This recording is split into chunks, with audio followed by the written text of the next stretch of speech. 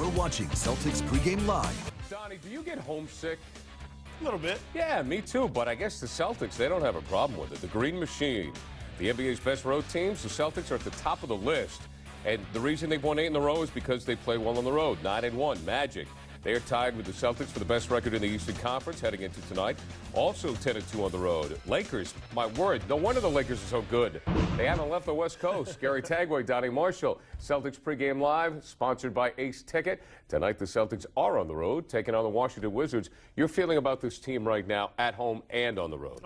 There are no issues right now, Gary. This team is playing, and I know we've probably beaten the word to death, and especially when I'm around Eddie House, it's the swag. But right. They have it. Not just that, they believe it. You know, it's one thing to walk around a certain way. It's another to actually believe what you're doing, to believe where you're going, and to believe what you've done, and use that to help build what's happening with the team. So I think they really believe that they're a very good team now. Obviously, Doc Rivers is not going to tell us too much, but he still knows there's things to work on. But this team really believes, okay, maybe not that they could win 72 games, but they really believe that they're playing at a very, very high level right now. Not a lot of teams out there that can beat them. All right, let's get down to Washington. Greg Dickerson, our Simmons sideline guy, has something regarding a Celtic Didn't we player work together? who's about to... Didn't we work together for about 10 years, Gary? It's all yours, Greg. Thank you, Gary, whatever your name is, and Donnie Marshall. Yeah, big milestone potentially tonight for one Ray Allen. 14 points would give him 20,000 on his career. Now, Kevin Garnett reached the 20,000 milestone a couple of years ago as a member of the Boston Celtics. Ray Allen would be one of 37 NBA, ABA players to reach the 20,000 plateau. I talked to him about it this morning at shoot-around, and he just found out about it. And how did he find out about it? The way everybody finds out things nowadays, via Twitter. On his Twitter account, he had a number of people who said, hey, good luck getting those 14 points tonight for 20,000. And that's how he found out that potentially he can surpass that big milestone in his NBA career. While Ray Allen searches for point number 20,000 and the Celtics look for win number 9 in a row, Marquise Daniels, he looks to get healthy after thumb surgery yesterday. He's out 6 to 8 weeks. What exactly are the Celtics going to miss without Marquise in the lineup? Here's Mike and Tommy to discuss that, guys. All right, Greg, thanks very much. Yeah, we found out Marquise Daniels and watching him on a night-in, night-out basis. Very smooth offensive player, very good defensive player, better than we thought. Excellent passer.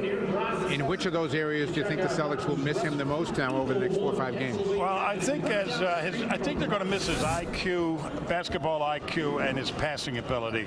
I think when they put the ball in his hands and he really directed that second unit, people got involved for their particular offense. I think the guy that has been hurt the most by his inability to do that is Eddie House, who has had to play point guard himself, and also is not used to, when he's playing the off guard, getting the ball at his ankles, and trying to score on a quick shot. So they'll miss Daniels. He was a factor. All right, Marquise, get back as quick as you can.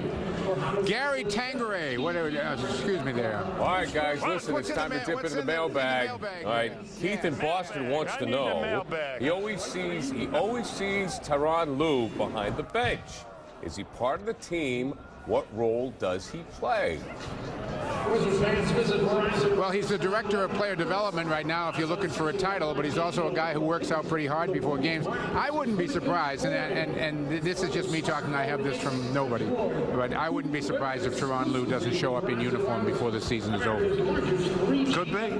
I mean, they didn't bring him here to shake hands, Yeah. I don't think they brought him here to work out players before the game. No, I don't think so either. I think he's a guy that they will count on in various capacities, which they've already shown they'll use him at.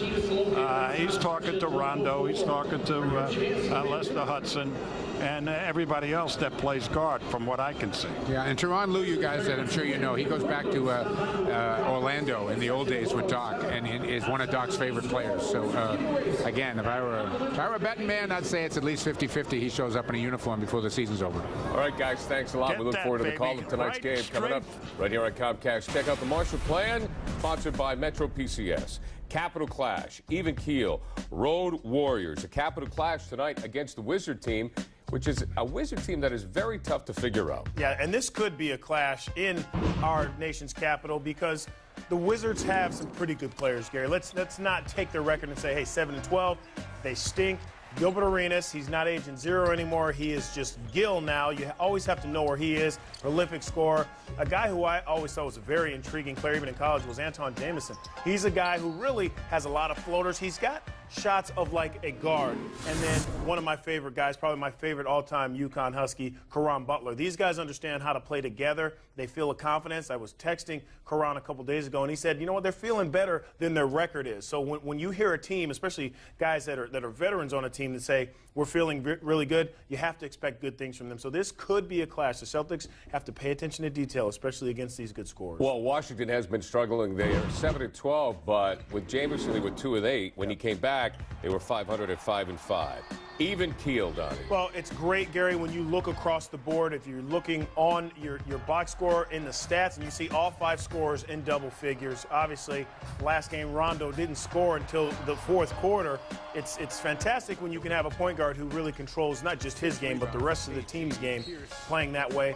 But not only that, Gary, I think what's helping this team really find themselves and really start to figure out who they are is all 5 starters have started every game this season. So that's 1, they're healthy. That's 2, guys are really, and Doc Rivers are believing that they have something special here. Keep them together, get them playing even keel, continue to do what you're supposed to do on the road. After this road trip, the Celtics are going to be home forever. They're in the middle of playing 7 of 8 on the road. They had a brief stop at the Garden with a win over Milwaukee the other night. Tonight, Donnie, first of 3 again on the road. Focus on Gilbert Arenas. Focus on, again, their Washington's big 3, Butler, and then you have to not look ahead to Rose. We know he's a great young player. Don't look ahead to another one of my favorite UConn guys in Rudy Gay. Focus on tonight's game. You have to understand, yes, you played well on the road. You're 9-1, best record in the league, but now you have another mini trip that you have to focus on. Don't let what happened the last road trip really be overshadowed by losing on this trip. Even one game. I think this road trip is another trip that they can go undefeated on. All right, should be a good game on Saturday night as well against Chicago, because it's always great to see Derrick Rose take on Rajon Rondo. Shields MRI injury update. Let's take a look tonight. Mike Miller for Washington out with a torn calf, and Mike James, who's been out for some time with a broken hand. Of course, Mike James used to play for the Celtics. That is your Shields MRI injury update. Still to come, Celtics pregame live. Rasheed Wallace, his last 4 games, 57.1% from 3. The Wizards guarding the 3, not so good. It's part of our 3-man weave as we head back to Washington with Greg Dickerson. Don't go away.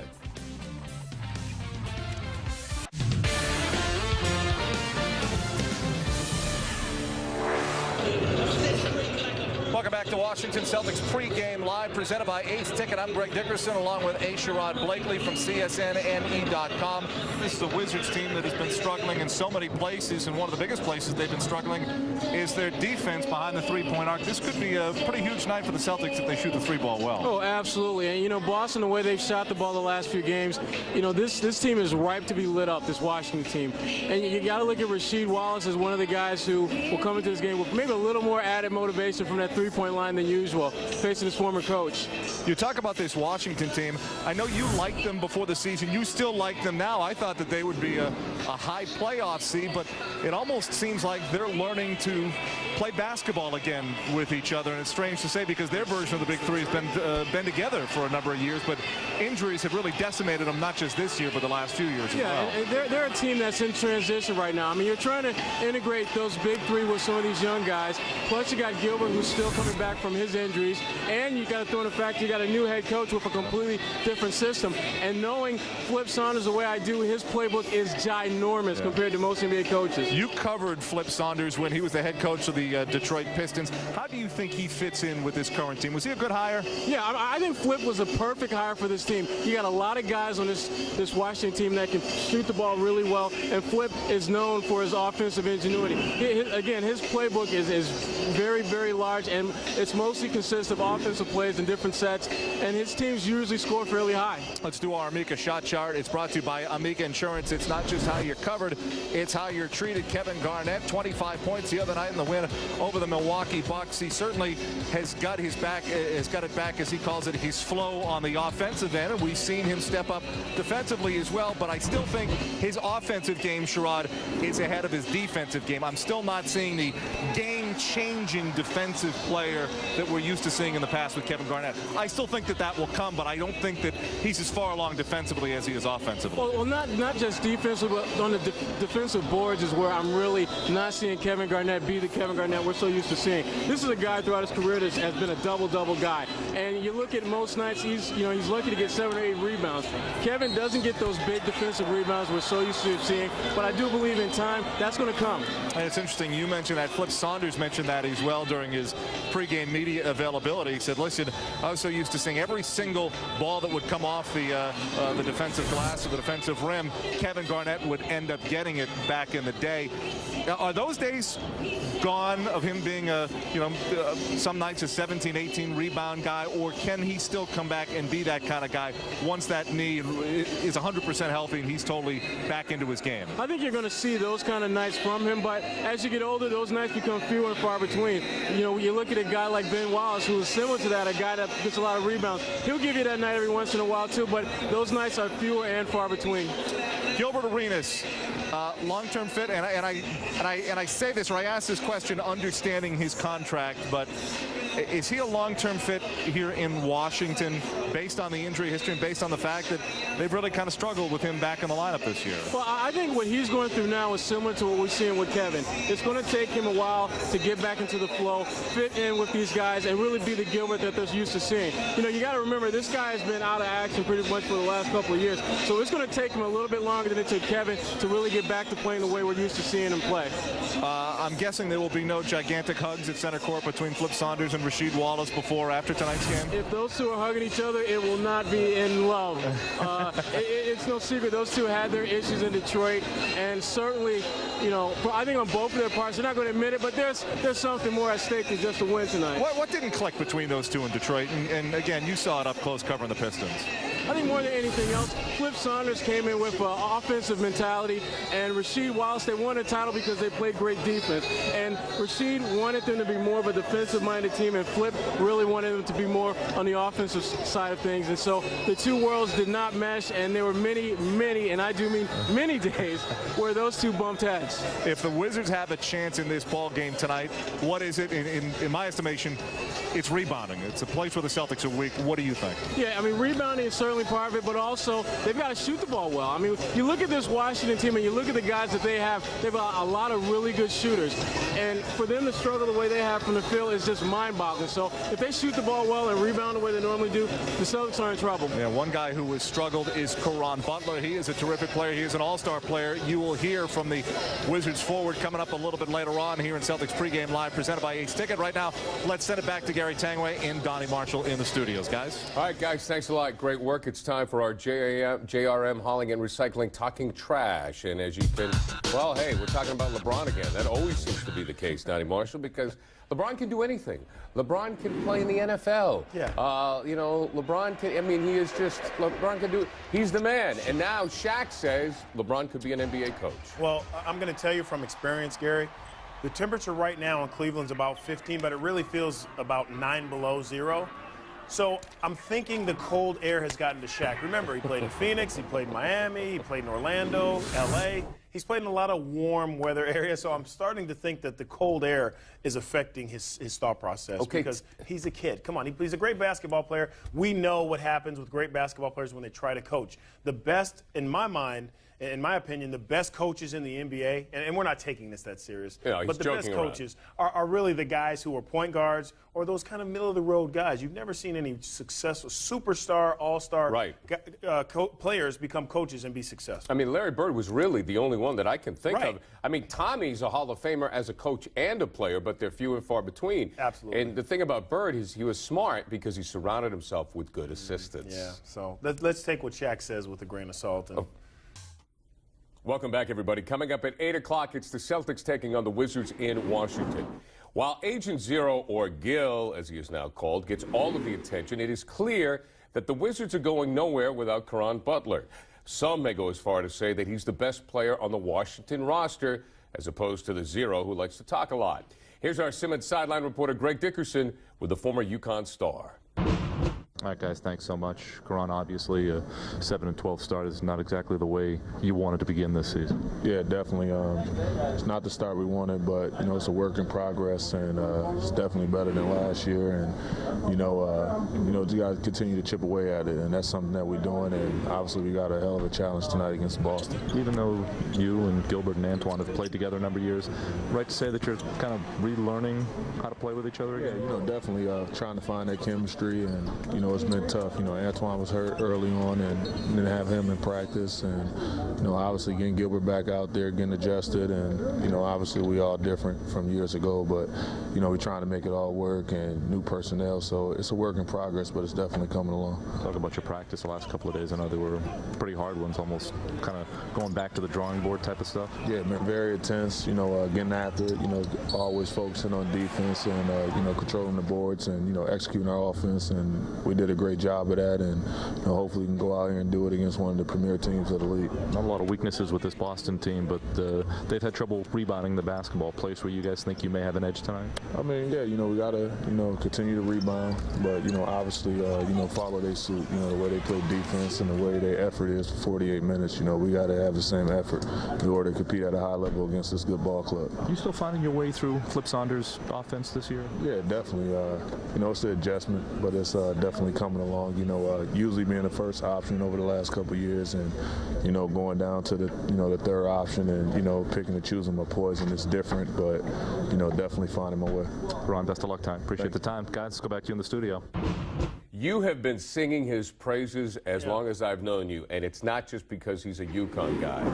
Does he get the respect he deserves in the league? I don't think so. I think we have so many superstars at his same size. And the average height in the NBA is about what Karan is, 6'6", 6'7". So he's just kind of one of those guys that I think it's easy to take for granted, especially when he's playing with a guy like Gilbert Arenas, who has brought attention to himself, whether it be his mouth, his big contract, or his injuries. So Karan's in a tough spot. He's not shooting the ball great. He's only shooting about 41% from the field, only 31% from three-point range, which is about what he is for his career. But he's a guy that you always have to understand he can help your team. He's long. He can play 3 or 4 different positions. I think the best is yet to come. Still, Karan only 29 years old.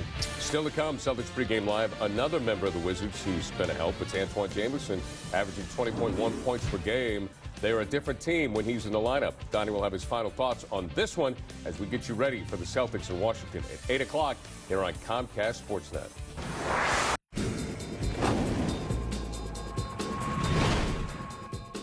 It is time for the Round Ball Debate of Perfection, brought to you by Patron. Simply Perfect. Tonight's debate question: who is the perfect Celtic clutch shooter? Is it Ray or Paul? This is a tough one, folks. To cast your vote, go to www.sportsnetdebate.com or text your vote into 59925, keyword Celts3. That's 59925, keyword Celts3. Tonight's results will be given Celtics postgame live. Why are they picking on my guy, Ray? One week it was JoJo, now it's Paul. You got him against the greatest Celtics of all time. And my guy's only been there a couple years. If you pick Paul, Ray's mother's going to call you. She might. And his wife, and his sisters, and his brother. Tough one, though. His sons aren't old enough to call me. I mean, how do you make a selection? Well, you know what? I would have. You have to watch Ray on his other teams. He was a clutch shooter in Milwaukee.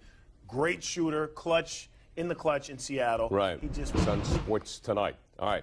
Tonight's game, the Celtics in their last 5 have held their opponents to 86.8 points per game. Does that happen tonight? It could, but it also could be a very ugly game. The Wizards have held their last 4 games have been decided by 4 points or less. So that tells me these games are not pretty. Right. This could be another ugly game, but it's a great challenge for the Celtics because you can't just win the pretty ones. You have to be able to win those ugly games too.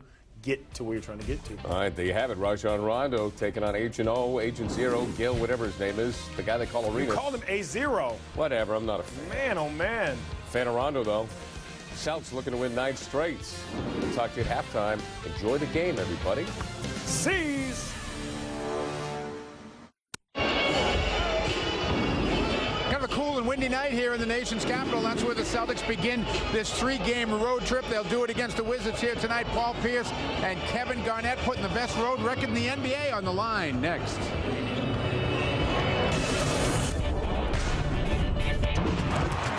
Rondo Blows right by Jennings, finds KG. You know, being home in this building for one game, it was just like being on the road, just from the standpoint of us, you know, not really getting comfortable and having to go right back out again. The Celtics did make a pit stop at home, just long enough to pick up their 8th straight win. Rondo again coming up with a loose ball. Leaves it for KG, back to Rondo.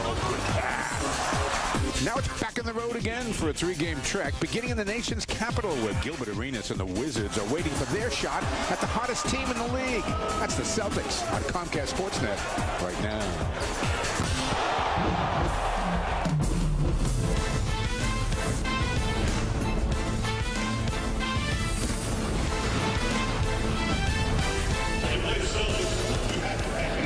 Lots of green to be seen as you look around the Verizon Center here in Washington, D.C. Celtics fans out in force as the Celtics make their first appearance of the year here at 17-4. Boston's set to take on the 7-12 Wizards. Hi, everybody. I'm Mike Bowman along with Tom Hines, and the Celtics come in red hot, as hot as any team in the NBA, and it's the bigs, the 2 Ks, who've been doing the job. Well, they sure have, and Kendrick Perkins has really come of age. He's leading the league in field goal percentage. There you see his numbers, but what he's done is play with so much confidence that he's overpowering people, big or small. But when he lost all that weight, he increased his mobility so he could get up and down the floor. That's also been productive for him. And when you look at Kevin Garnett now feeling that he can do anything he wants. He's not worried about his knee anymore. He's got the feel of his game. He's got the zip in his jump. And he's got that fall away going. And right to the end of the ball game, they're making him once again the go-to guy. 77% remarkable performance earned him Eastern Conference Player of the Week honors. The Wizards, you saw their disappointing record there off the top. This was the team that many, myself included, thought were going to contend in the Eastern Conference. Maybe give the Celtics a run for their money. Arenas back after missing 149 games over the last 2 years, averaging 20 a game, but they seem like a confused bunch, Tom. Well, they're enjoying a new coach. I think they're enjoying it. But this guy has to find his role with the new coach. He was Mr. Everything under Eddie Jordan. Here he's the leader of the pack, and he's trying to really diversify his game as to whether he should score or pass the ball, and he's still wondering. All right, if you're a Celtic fan, you love the way the Celtics have been performing on the road. It harkens back to the title run of a couple of years ago. They are indeed the road warriors of the NBA right now. Come in with the very best road record in the league, 9-1. They'll try to make it 10-1 tonight. London penetrates, gets it back to Perkins, who finishes loud.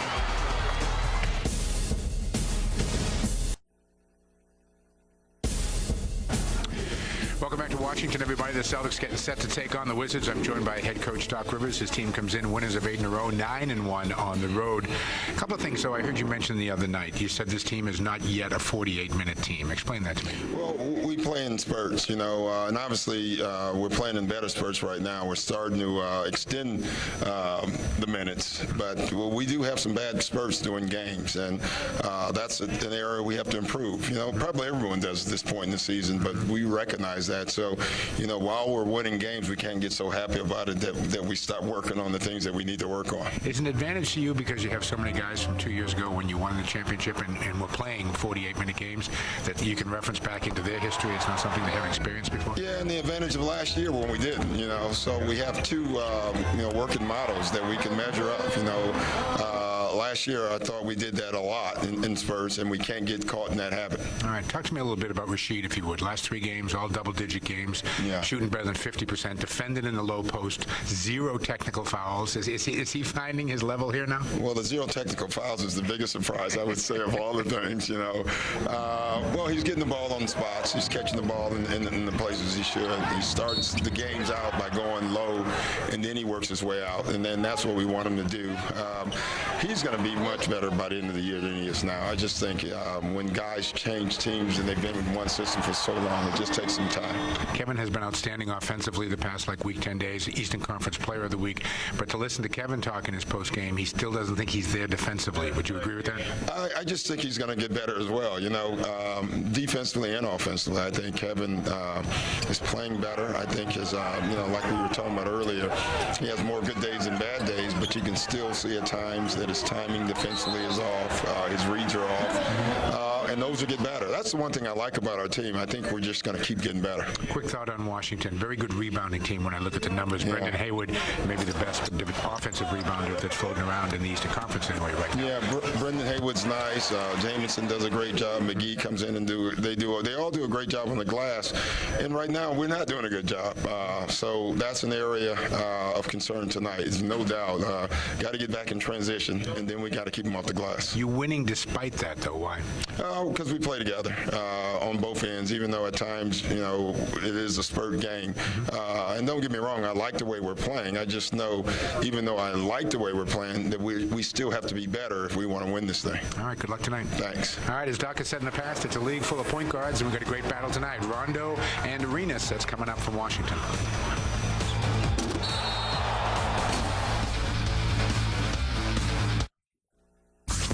You're watching the Celtics on Comcast Sportsnet. Do you know what time it is? It's game time. It's game time. It's game time. Here's Mike and Tom. All right, Perk, thanks very much. Just about set to go here at the Verizon Center. Let's meet our Southwest Airlines starting lineups here tonight. First for the Boston Celtics, Doc gets a chance to put his 5 out there again. Rajon Rondo, Ray Allen in the backcourt. Paul Pierce, Kevin Garnett, Kendrick Perkins are along that front line. Head coach Doc Rivers, 9-1. He has his team on the road as the Celtics look to extend the best road record in the NBA tonight here in Washington. On the other side, for the Wizards, who have had multiple starting lineups because of all their injuries, Gilbert Arenas and Nick Young begin in the backcourt tonight. Caron Butler, Anton Jamison, and Brendan Haywood along the front line for head coach Flip Saunders, having a little difficult time here. He's got a great winning percentage, but difficult time getting his guys into his system. Tonight's sideline reports are brought to you by Simmons, the smart choice in plumbing products. Here's Greg. Starting lineups, Mike. 8 different starting lineups the first 12 games for Flip Saunders and the Washington Wizards. Despite some of the struggles of the Wizards, Doc Rivers concerned about their offense. He said this morning they can score, and I told our guys, you come in here, you don't defend, you're going to lose. They will put points up the board, and you have to be ready. Rebounds, the problem the Celtics have had as of late. Doc also concerned about that. Wizards come in 3rd in the NBA in rebounding, 6th in offensive rebounding, guys. Yeah, that is going to be something the Celtics are going to have to deal with here tonight. Let's take a look at tonight's Honeydew List. It's brought to you by Honeydew Donuts. New Englanders love the Celtics almost as much as they love their Honeydew coffee. What do you got on that list, Well, Pete? take it to Arenas. We'll see if he's got his legs underneath him and hit the boards, something the Celtics have been having trouble with. Let's take a look at our Subaru key matchup of the ball game here tonight. And once again, we're going back to that point guard position. That seems where we end up on these matchups because it always seems to be the key matchup. Tonight, we take a look at Rondo and Arenas. Arenas the better scorer, Rondo the better distributor of the basketball. All right, first to 3 for the Celtics here on the road. Will be in Chicago Saturday, Memphis on Monday. But right now, it's the Wizards the Celtics have to worry about. This is a team that beat the Celtics twice 2 years ago when the Celtics won the championship. And there weren't any other teams, I believe, that could really say that in the Eastern Conference. Let's take a look at tonight's injury report brought to you by Shields MRI, the official MRI provider of the Boston Celtics. Celtics continue to miss Marquise Daniels. Marquise, we hope that's getting better. You'll be back to the team here soon. Glenn Davis also continues to be out with his thumb issue. Well, this has always been a difficult place for the Celtics to play. There's been very competitive games down through the decades, yeah, to tell you the truth. Yeah, good games. And so tonight, I would think, would be no exception. They are an experienced basketball team, and they may be having trouble with Saunders' system, but they can easily rise to the occasion. Yeah, and it's the type of game for the Wizards, Tom, that all of a sudden they can really think that they're in the right direction if they can pull off a win here tonight. They have struggled, as we pointed out, trying to find an identity. Let's hope they don't find it at the Celtics' expense here this evening. Nick Young is going to defend Ray Allen, so Arenas will stay with Rondo, even though he's nowhere near him right now. KG just picks up where he left off and buries his first shot of the night. If you missed it off the top, 77% shooting to KG over the last 6 games. Pierce will defend Butler. Jamison has that kind of range and knocks down a 3. Jamison always plays well, it seems, against the Celtics. Well, I got Jamison playing Perk, and they've got Hayward, at least for now, on Garnett. Young is going to try to stay with Ray Allen. Ray in the lane, got fouled. Well, that's a little different story here. They put the 2-guard down on the box, and there's Arenas. Really never did go down and double. And Rondo was wide open on the cut. So right now it appears that they're going to foul up the assignments of the Wizards, or at least try. You know how it is. Yeah, well, the Celtics are very good at picking on matchups. You make some decisions they don't think are all that good, they will make you pay for them. Second best free throw shooter in the NBA drops 2.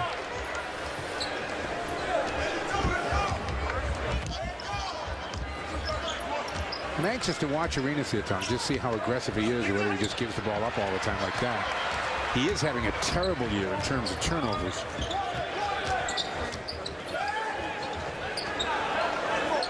Rondo in the paint, sends it back out to Ray. Still plenty of time, 10 on the shot clock.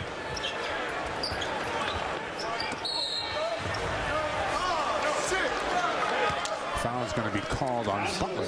Well, that was a great play. They got the whole back line of the Washington defense running this way and that way, and they ended up with a mismatch. Perk down with Jamison sealed, and Garnett picked it right up.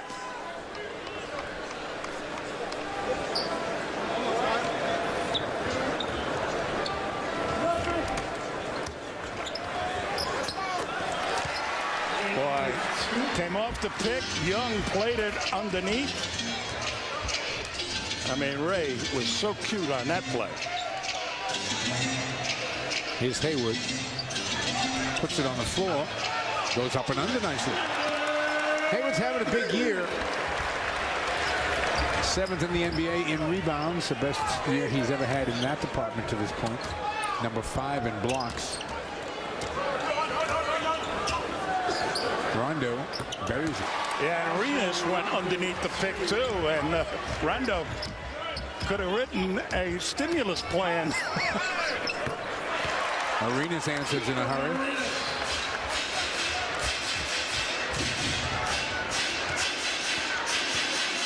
Rondo easily gets to the baseline. Arenas really not challenging him at all. Gives it up, and KG knocks it down again. Well, I got Hayward out playing Garnett. That's a surprise to me. Celtics have hit their first 4 shots. The Wizards have hit their first 3. That was an unintentional undercut there, but it looks like it's going to be pretty painful. Fouls on Rondo.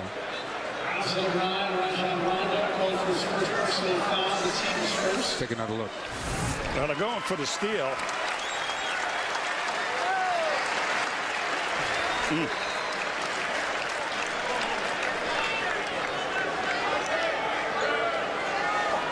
Let's go Smart. Quickly over to help him up. Yeah, no, it was completely unintentional. Yeah. But it doesn't make it any less severe.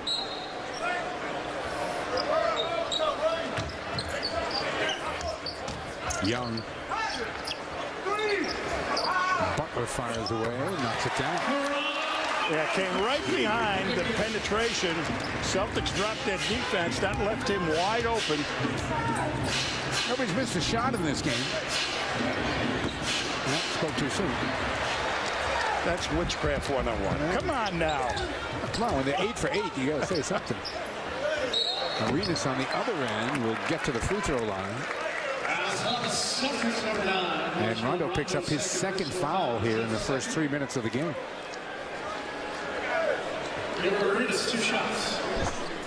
Well, this is a difficult situation. He has not really gotten in foul trouble at all this season that I can remember. And they certainly do need him to run the show. Let's take a look at what happened here. Oh, wow.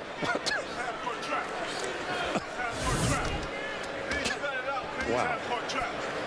I love those noises you make. Well, I don't know what they are. Wow. That's a wow. That's a wow. It's the in between the wows. That's the one. That's the one. Wow. Can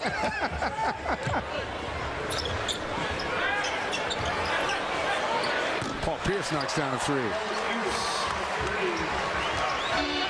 One of the problems for this Wizard team this year is they get in early holes. They always seem to be down in the first quarter, and they get down 8 or 10 in the first half all the time. And then, according to their coach, they have to start shooting threes, or feel they have to start shooting threes, incorrectly, he would say, to get back in the game.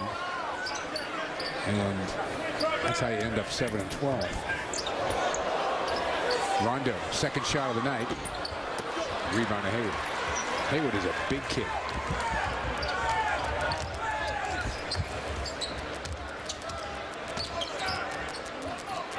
Young comes up shooting.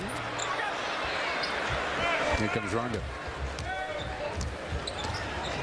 Rondo penetrates, finds Ray Allen. Good look for Ray, long with it, and that's going to be a push on Perk as Jamison went flying out of bounds. Celtics number 43, Kendrick Perkins, first personal foul, team's third. He can work their defense. I think, Rondo can really cause problems for Arenas on his penetration. Now that Celtics are running, and if they're running and gunning and they're not rebounding, they better make those outside shots. Young has to give it up off the dribble, and we got a defensive 3-second violation on Kendrick Perkins. And so Caron Butler will step to the line to shoot the free throw. Butler's numbers are way down this year, the lowest in his 5 years with Washington. Tonight's game sponsored in part by Southwest Airlines. Go to southwest.com, grab your bag. It's on. I think part of that is the comfort zone that these three veteran all-star type players are having with this offense. And they were very familiar, of course, with Eddie Jordan's offense, and it was a freewheeling thing that allowed Arenas to practically do what he wanted to do, like this. Knocks down the three. Ties the game at 13. 6 points for Arenas here early in the game. Celtics go right to KG. Ray straight away. Back rims it. Rebound to Young. Gets it quickly to Arenas. Up to Butler. He's going to take it. Rondo the other way. Rondo, nice little stop and go. That's what I like to see on the up quick. They're out on the perimeter guarding against the threes. Take it all away against Arenas. Rondo's taken 3 shots already in this game. Oh, nice. That's an offensive goaltend, I do believe. Yeah. Take a look at what Rondo could be capable of here against Arenas. Just turns the corner easily.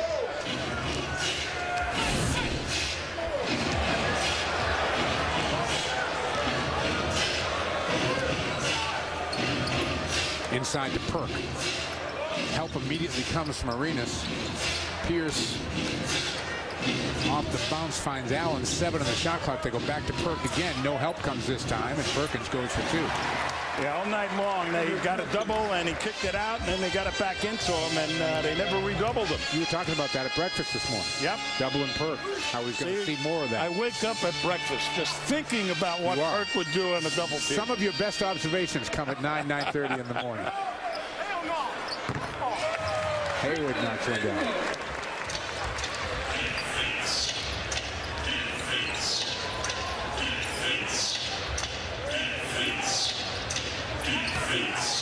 KG turns, nobody there. Rebound Hayward. First miss for Garnett. He's 2 of 3. Arenas throws it up. Hayward there for 2. Tied again at 17. Points going up on the board in a hurry here. Celtics 58% shooting. Washington 64. And that'll get us to a timeout. Only field goal attempt so far for Perk has been successful. The NBA's field goal percentage leader gets 2, and we're tied at 17. We go. There he is. 4 quick points already for Ray Allen, guys. He needs 10 more to get to the 20,000 mark for his career. When he does it, he'll become the 37th NBA ABA player to do it in the history of the leagues. I talked to him about it this morning at shoot-around. He didn't even know about it, he said, until this morning when all of a sudden he found out, of course, via Twitter. He was getting a bunch of good luck messages from fans about reaching 20,000 points. He told me, in this game, it's a magnificent accomplishment. I think about everything I've done, and I'd like to say it's been easy, but I think about the days I was injured or the long seasons where you continue to fight. Guys? And congratulations to Ray. Premature here by a second. Celtics get careless. KG, though, ends up in the right spot and finishes loud. Kevin is wired. Well, I got Perk thinking they doubled him again, and he picked out Garnett, and the open man was really Rondo underneath. Arenas keeps the dribble alive, blocked by Perkins. Gilbert gets it back. Jamison will try a 3 and knock it down. And Washington grabs the lead, their first at 20-19.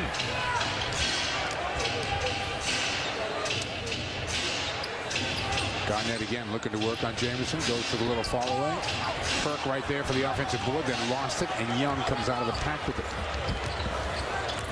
Eddie House is going to be first off the Boston bench tonight. Young in traffic. And the Wizards continue. Well, one thing that Saunders wanted them to do was push the ball up the floor, and they're certainly doing it. Whoa. And Perk was looking to set a pick and hit him right in the shoulders. All right, Rondo out and Eddie House in. The combination of what Doc has been doing lately, taking Rondo out and getting him in with the second unit, and the fact that Rondo's playing with 2 personal fouls. Jamison for 2. Jamison off to the good start. He's got 8 first quarter points. Again, a guy who has always played well against the Celtics.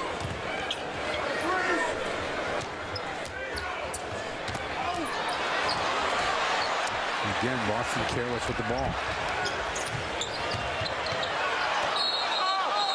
Young is bumped out of bounds, and that's where the foul is going to be called. Ray Allen picks it up. Here's a great offensive play. Jamison is a terrific offensive player. He's got the range. You got to go out and get him. And here's the lean around. And KG thought he had him pinned underneath the basket.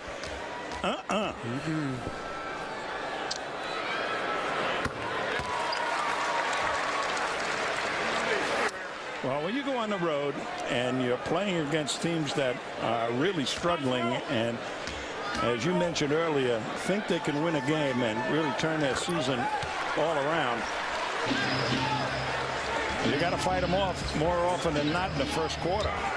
Try and take that enthusiasm out of them. Wizards have run off 7 in a row, I believe, anyway. Actually, it's 9. Perk short.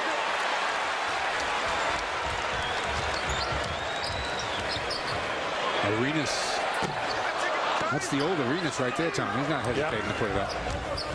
Pierce is going to set the play up anyway, if not be the point guard. Goes baseline. Sends it back out to Ray. Gets a clean look at a 3 and knocks it down. 7 in the game for Ray on 2 of 5 shooting. Right now, Pierce is operating as the point guard, and Eddie is playing over in the corner.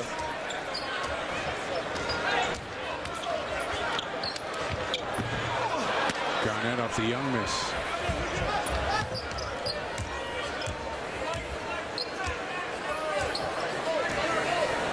House to set the offense this time. Pierce. Blatch jumps out on him. KG with a little room finds Perk, and Perk is fouled by Arenas on the way by. And that's going to get us to a timeout. So Perk will get a couple of free throws when we get back to 22 left to go here in the first. 26-22, Washington. Subs coming back here down 4. Again, lots of green on display, as well as red, white, and the Christmas spirit already here in the nation's capital. The most convenient way to reach Tommy and me is by emailing a question to Tommy and Mike's mailbag on csnne.com. Your question could be used live in the pregame show or on the website. It's the most convenient way to talk directly to us from TD Bank, America's most convenient bank. Take a look at this good play by Pierce, acting as the point guard. There's the penetration.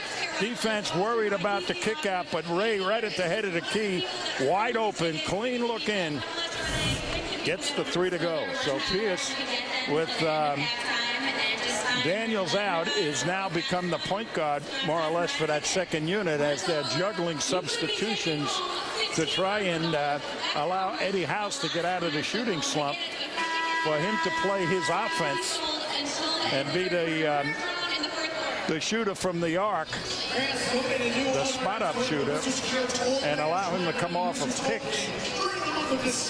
Check in with that Simmons sidelines guy. What do you got, Greg? Pick and roll is what was talked about. Paul Pierce came over and immediately started talking to Kendrick Perkins about getting into more pick and rolls. Doc Rivers came over, said the exact same thing about Perk and Paul. Feeling the Celtics have a big advantage there on the offensive end, guys. Yeah, they talk a lot, Tom, about how the NBA has evolved into a pick-and-roll league. How much was the pick-and-roll a factor when you were playing, and how much was it a factor when you were coaching? Well, it's always been a part of what you do. Sometimes you do it with the ball. Sometimes you pick and roll without the ball. With the ball, it's always been there, and they don't really run the pick and roll like they used to. People, when they drop below the center, the guard, the man being using the pick, that guy would take the outside shot more often than not, and they don't do that in the league anymore. So they try to go to the hoop off it. Foy into the game, misses the shot. Hayward, though, showing why he's the best offensive rebounder right now in the NBA. Comes up with his first of the night. Blatch long with the shot. Jamison couldn't control it. It'll come back Boston's way.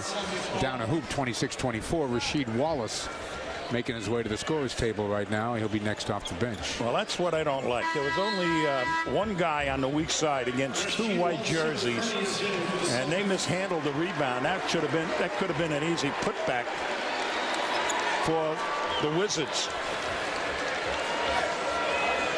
So it's Allen, Wallace, Pierce, House, and Garnett.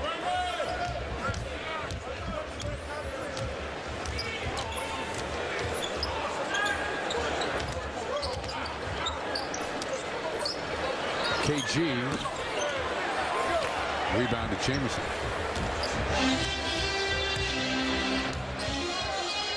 It's unusual to see KG miss. Blatch has it knocked away, kicks it back out to Arenas, sets the screen, Arenas uses it, and turns it over. Pierce comes out of the pack with it. I don't remember Blatch being this big. He's a big kid. Yeah, he's tall. Celtics turn it over again. Blatch with the loose ball gets it into the hands of Ford. Rejected by Garnett out of bounds.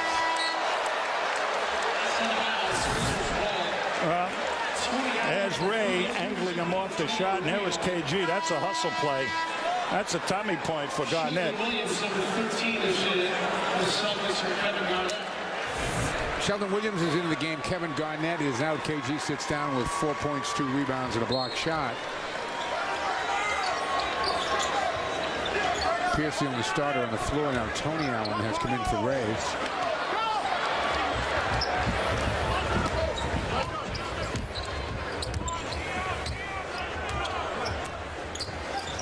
Pierce hard to the basket and is fouled by Hayward. Celtics defense starting to pick up here.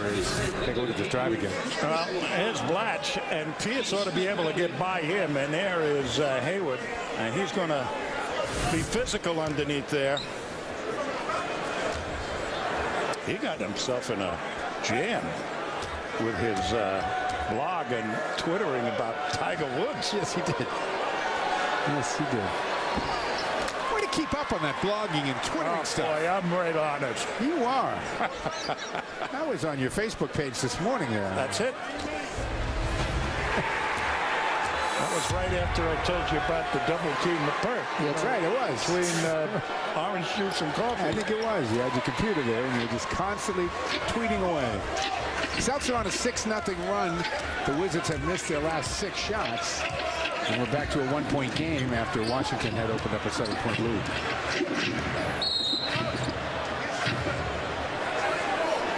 Fouls on Pierce.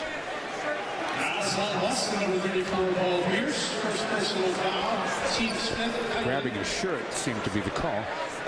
Lunch, 2 shots. We're getting some, I don't know. Pierce doesn't seem to agree. I didn't see what happened. Let's see what happens. Oh, yeah. That would be a foul. Yeah. Okay.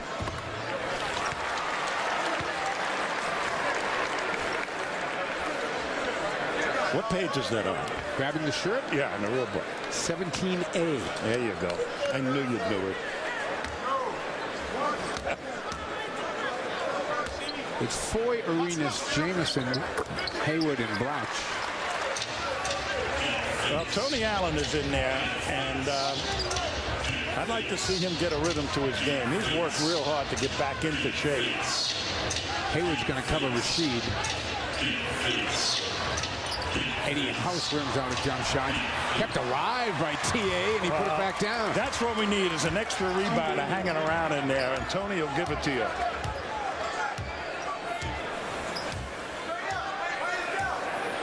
Washington looking for the final shot of the quarter here, leading by 1, 28-27. Eddie House has got his hands full with Arenas. Arenas, ooh, Eddie slaps it away. And Boston with a good defensive stand. Nice job by Eddie House. Had Gilbert Arenas one-on-one and was equal to the task. The Celtics started off quick, fell behind by 7, have started to turn the screws a little bit defensively and trail by 1. 3 quarters left here from Washington. Stick around. Welcome back to the nation's capital. You know who does unbelievable work, Tom? Whoever is in charge of the lighting of our monuments. Yes. In the nation's capital. Yep. Incredible at night to travel around. That's one to see. Yeah, that's for sure. That is for sure. First quarter stats are brought to you by Ace Tickets. Call 1-800-MY-SEATS. 53% shooting for the Celtics. The Wizards missed their last 7 field goal attempts. Remember to visit. Please welcome our distinguished friend and guest. Good shooting from outside the arc. Washington with 4 fast break points. That'll make their coach happy. Flip Saunders was saying we just need to run more. We cannot walk the ball up the court. You would think that's music to a player's ears, Tom. Well, when you got a guy like Arenas, he likes to control the ball. So, may not be exactly, plus he's coming back from an injury.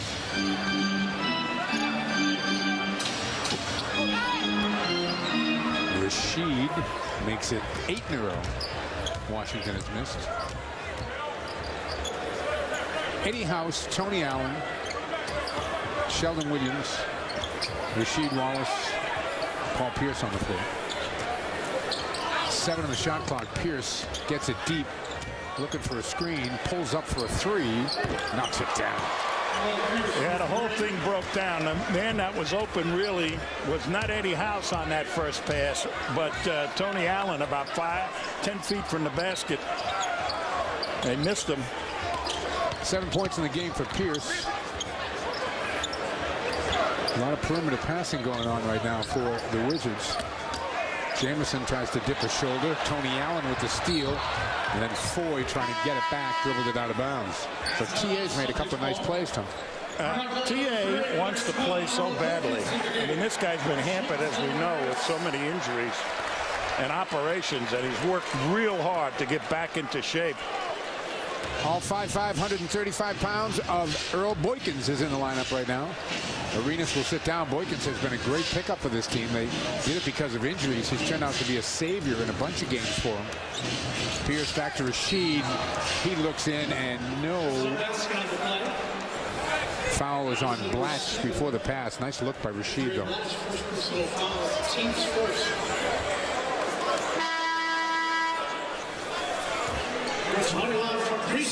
You know, I don't know how. Here comes Umberto. Hey, Fabricio. Many years. Very good player for the San Antonio Spurs. That's going to be a foul on Foy.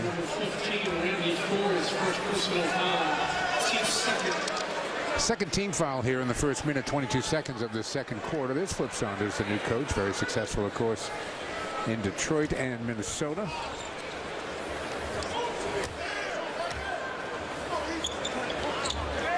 Tony Allen for two and a foul. Tony Allen with basket. Nice call there, Tommy. Yeah. Tony Allen down on the box against Foy. That's a total mismatch. Great play, great call. That's the way to play the matchups. Tony would like nothing better than to get a little roll going here, headed back home, of course, for him this weekend in Chicago. Number 13, Sheldon Williams, first personal foul. Sheldon Williams picks up the foul in the rebounding action there, his first. Celtics by 4 here, 32-28, 10.5 to go first half. Eddie House will get Boykins. It's incredible, a guy 5'5" and 130 pounds can compete in this league. He's got so quick. Butler was well short. It goes out of bounds. It's going to be. Substitution, Ray Allen, number 26 for Paul Pierce is out. Ray Allen's back in. It remains Washington ball, obviously. Foy beats the shot clock. That's a deep two.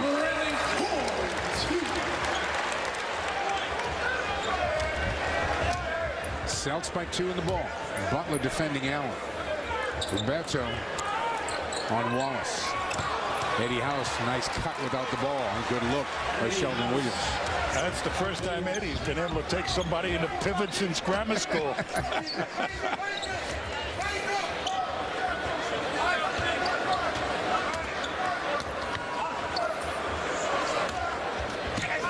Foy dishes it. Oh, good play by Alberto. Found Butler coming down the lane. Wizards back up to 46% shooting now, trail by 2. Rashid gets his way to the basket. Will get his way to the free throw line. When you're fouled by Alberto, you know it. No cheap fouls here. Yeah. Grab right on the arm. Right on the arm. Smack him. If you're going to foul, foul him. Absolutely. Don't let him get the ball up in the glass. You know, the one they called on Rondo for him touching his pants, for crying out loud. Numbers for Rashid against Milwaukee. 3 straight double-digit games for Rashid. Well, I like when Rashid starts out down on the box, so he gets a feel for the game. I always believe that you want to let a player get into the game. I don't think Rashid's always been a bench player that comes in and immediately makes an impact. But he sure could do that down on the box because he's that wily and smart a player. So I like what they're doing with him. Let him get into the game. House out there on Boykins. Boykins keeps the dribble alive and is kicked out of bounds. 14 seconds on the clock, and not much happened in the first 10 for Washington. Boykins has been a pretty effective player for them. Yeah, he has.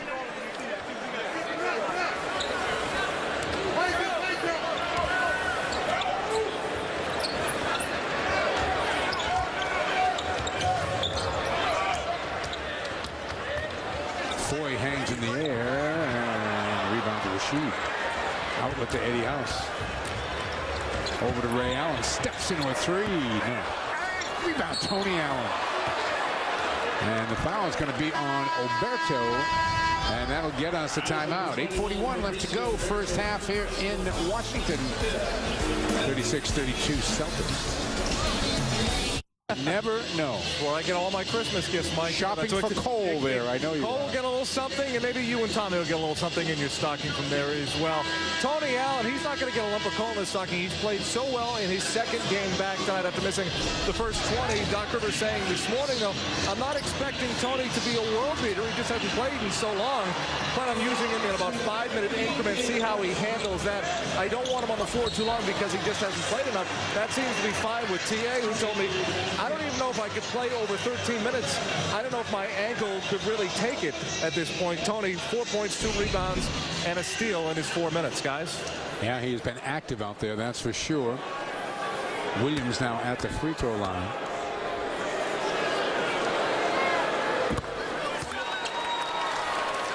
That's the largest lead for the Celtics in this game 5.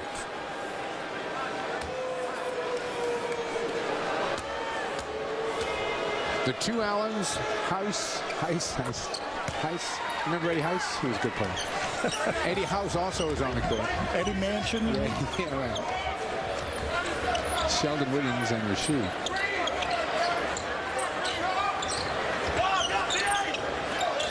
Young. Boy, I tell you, the notes they gave us to the scout on this team are right on. That is, if they fall behind, they'll start throwing. Oh, Ray!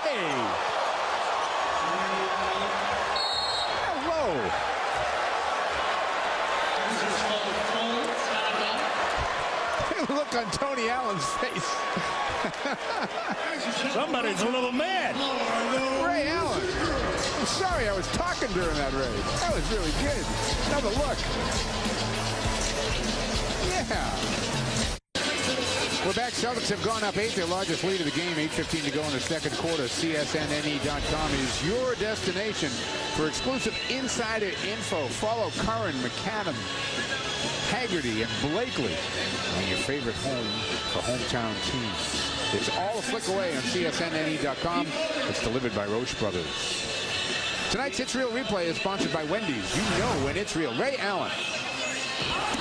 The Yukon the last time I found you.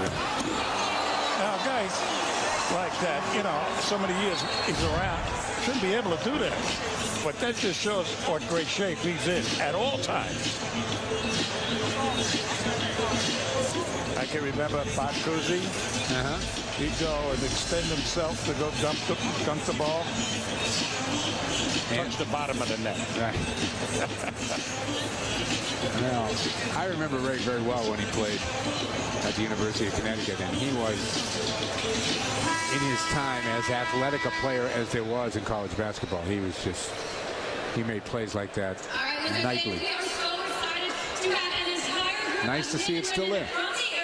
He stays out there with Tony Allen, Sheldon Williams, Eddie House, and Rasheed Wallace. Gilbert Arenas is back in the game for Washington.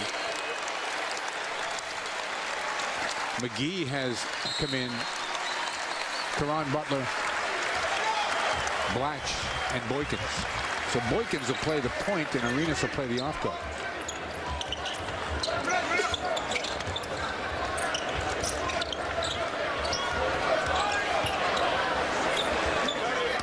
Trying to go to Blatch. Let's see why. Blatch has been something of a problem in the locker room for this team, but on the court he has played very well.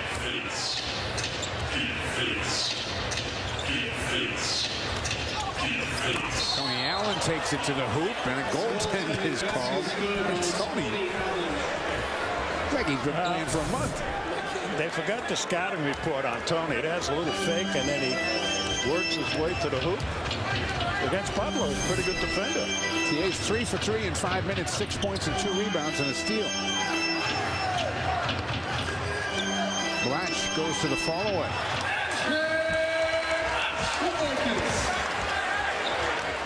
He's keeping the Wizards within shouting distance here at 6. Arenas harassing Ray Allen. Back to Ray. Eddie House called for a foul, setting the screen. You know, I don't know how they teach the players to set screens now. Just go to the man, and when he hits you, fall backwards. Don't go reach for him. Blatch again.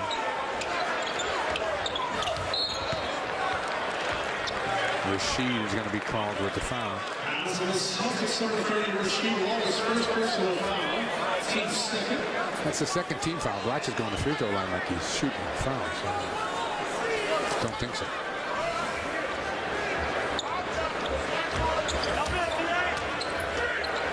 Boykins pulls up. Rebound to Rasheed. Third rebound for Rasheed Wallace in the game. Celtics right now have a 14-8 edge in rebounds.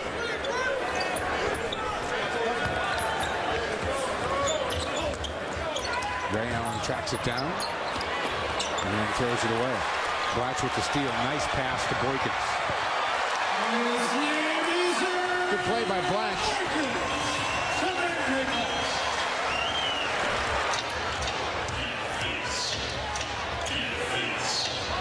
Doc's going to get Rajon Rondo back in the game here. Yeah, that's a matchup now that's worth investigating. Rasheed and McGee. They going to score? No. They're going to call a foul. This is a block, but call a foul on Arenas. Arenas, yeah, reaching like.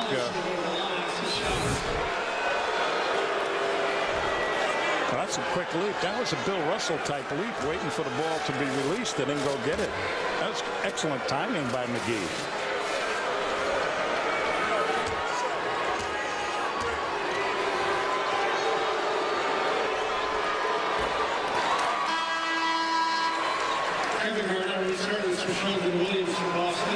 Kevin Garnett back in. Sheldon Williams will go out. He played pretty well. Had 3 assists. Yep. Some good defense, too.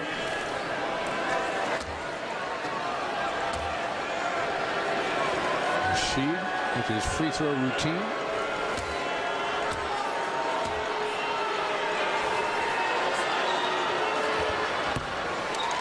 Effective.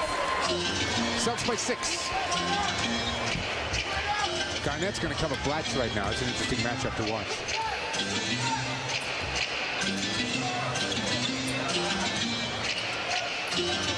Arenas looks for a screen. Takes it in the lane. Thought he was going to get a foul. Did not. Rondo to Garnett.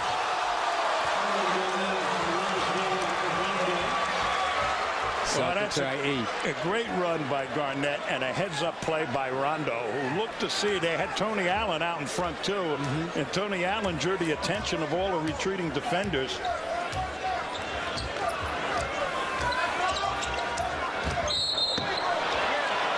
Fouls on Blatch. Take a look at this fast break. Out it goes to Rondo. And there you saw Tony Allen just race past the basket, and that opened it up for Garnett to be wide open. That's hustle play by Tony Allen to help create that opening for KG. KG's got 8 in the game. Ray Allen's got 9. Pierce has got 7. Rondo and Perkins with 4 apiece. Oh, again!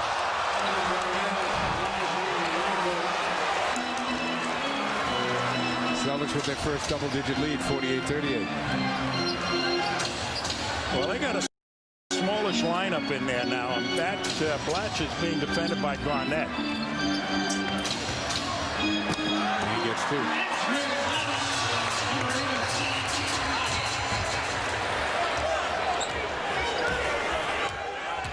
Boykins is covering Rondo. Ray Allen again just explodes to the basket, and he will get to the free throw line. Blatch the foul. Yeah, look at the alley-oop coming up here, right? He just runs right through the defense. And it's Jamison that who's supposed to defend him. And watch Ray now just take off here. And Blatch moving in after he picked the ball up.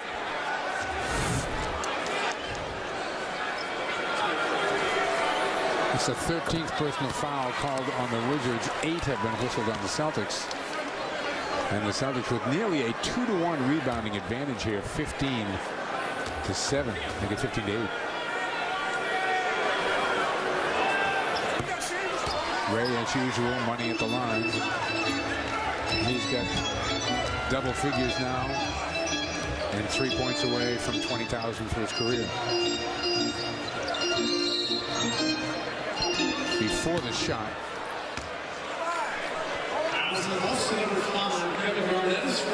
That's the first on KG and the third on the team. The Celtics had the Wizards over the limit with 8:40 left in the half. They haven't been able to do a whole lot with that.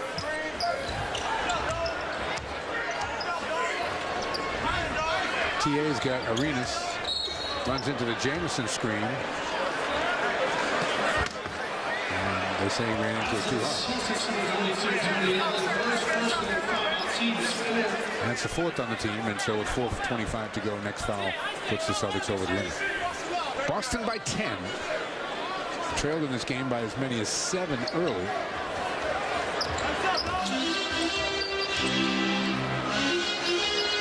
Jamison left open. 4 of 8 shooting for Jamison. He's the first of the Wizards in double figures. Kevin Perkins is going to come back in next whistle. Rondo into the lane. Oh, Richard.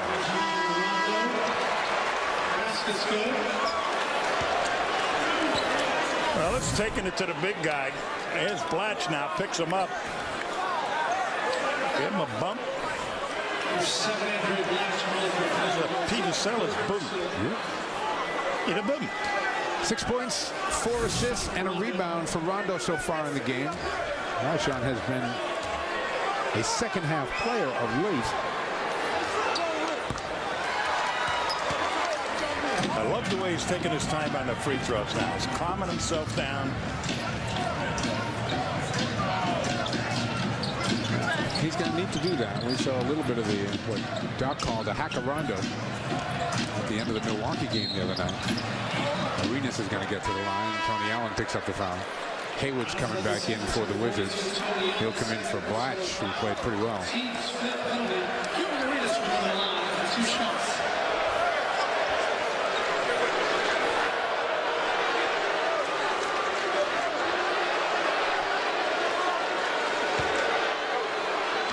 Second foul on Tia.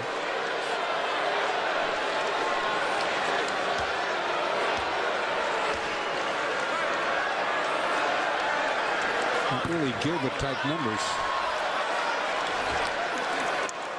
Well, you can see that he's not sure what he's supposed to be doing.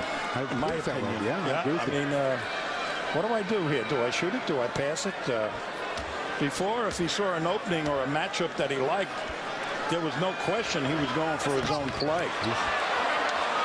Way off the free throw.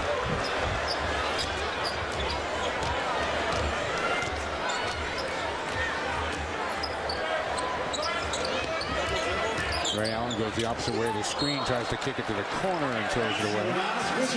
7th Boston turnover. Wizards have only turned it over 5 times.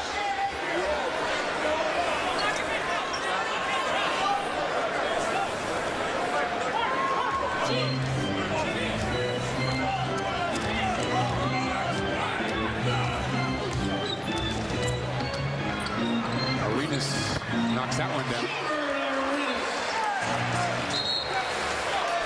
Paul Pierce getting set to come back in the game for Boston. And we're going to get ourselves a timeout. So that Paul can get back in the game. 3:22 left to go. We're in the first half here in Washington. Celtics have a 9-point lead at 53-44. Earlier, the monuments in this city as beautiful at night as they are during the day, as you look at the Jefferson Memorial right there. Chance to remind you, Boston's best gridiron gang is only here on Comcast Sportsnet. Ordway, Smirlis, and Diossi break down the plays and make their predictions for the coming weekend. New England Tailgate comes away Thursdays at 7:30 on Comcast Sportsnet, presented by Jack Daniels. 9-1 on the road and looking good so far, Hitsy. Boy, in this second quarter, come up with some big stuff. Here's Ray all the length of the court with a slammer. Hustle run by Garnett, then a heads-up pass by Rondo to the back door. And And here comes Rondo, and it takes the hit, gets it to go. Plus, he made the free throw. So the Road Warriors responding. Celtics are back to their starting five: Perkins, Garnett, Pierce, Allen, and Rondo. And the Wizards are back to 4 of their 5 starters, with Hayward, Arenas, Butler, and Jamison on the floor. Instead of Young, it's Boykins, and Boykins will attempt to defend Rondo. Not very well. Yeah, Boykins backed up, and he couldn't back up fast enough. How dare he try and guard me?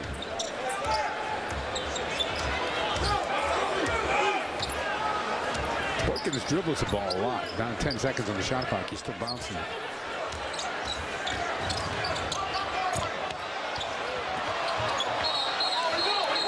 And we got a 3-second violation.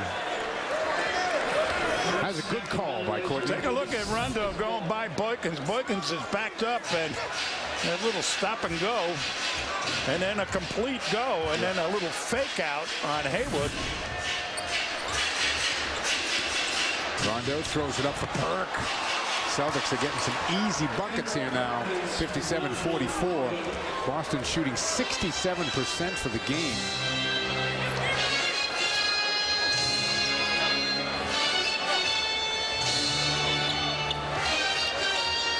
Boykins gives it up to Butler. So these guys take a lot of jump shots, don't they, Tom? Yep.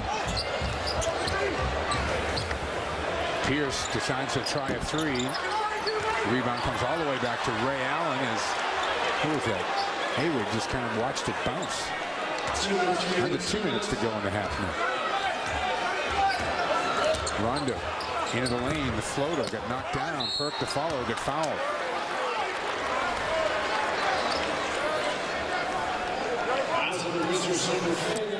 Watch this nice play coming up by Rondo. Uses the pick. They switch out, half and half. And there is the little alley-oop. Wizards are going to take a timeout here. They try to get it back together. Celtics 8 in a row, looking for 9. It all began with that jump shot on a Sunday afternoon by Kevin Garnett. Seems like a long time ago down in New York. The Celtics win it by 2 in overtime, and then they were off and running. A win over Philly that wasn't that impressive in the sense that they only won by 3. Then a little more impressive over the Raptors. Nice win down in Miami on the road, which got us going on that road trip. Then a blowout in Charlotte. Ray Allen lighting it up there. Go to San Antonio, knock off the Spurs on national TV. And then the very next night to Oklahoma City and just have a toy with the Thunder. And then back home the other night against Milwaukee, and passing like that got them 8 wins in a row, going for number 9 here tonight. And right now, in charge of this game. And you were there. For every one of them. Every one. 13 the difference right now in the game. Celtics look like they're headed to well over the 100-point mark tonight.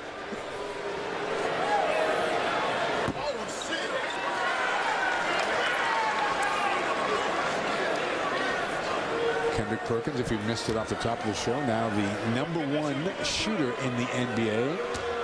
Right about 65%, went ahead of Dwight Howard with his performance the other night, and he's 2 for 3 tonight from the floor, so he's not going to hurt that percentage. #1 in the league in field goal percentage, Kendrick Perkins.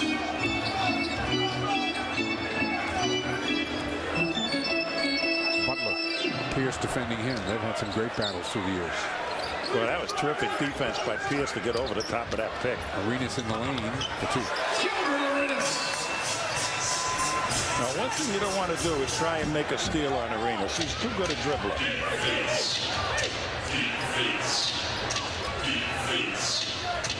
Rondo looking for something out of Perk there. Not sure he got it.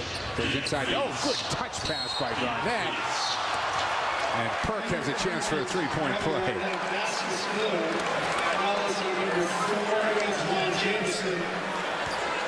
Now this is Rondo at his best here. Right over the top, he read that lone defender, and Hayward was right in the middle. Watch this. Hayward didn't know who to guard. Went too late, and there is the foul by Jamison. Yeah. 3-point play for Perkins. 15-point Boston lead, the largest of the half.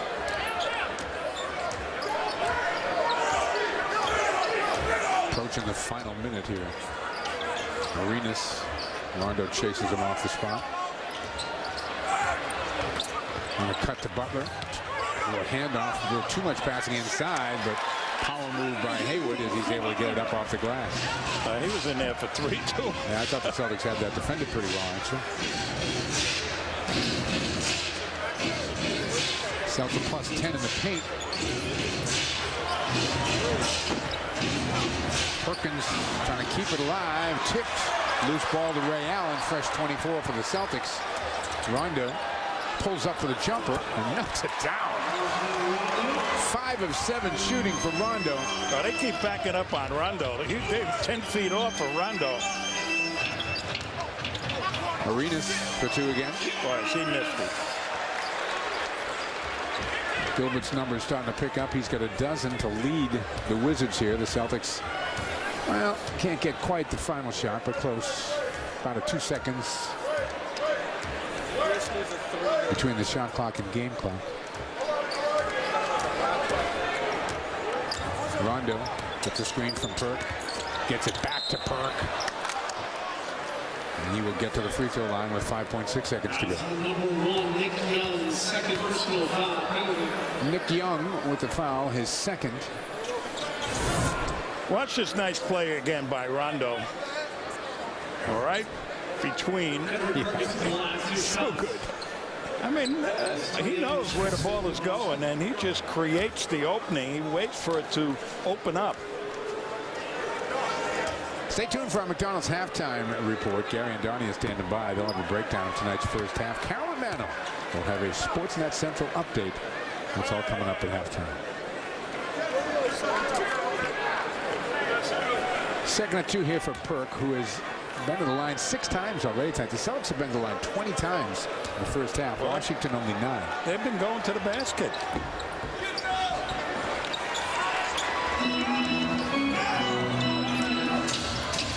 Arenas gets a pretty good look.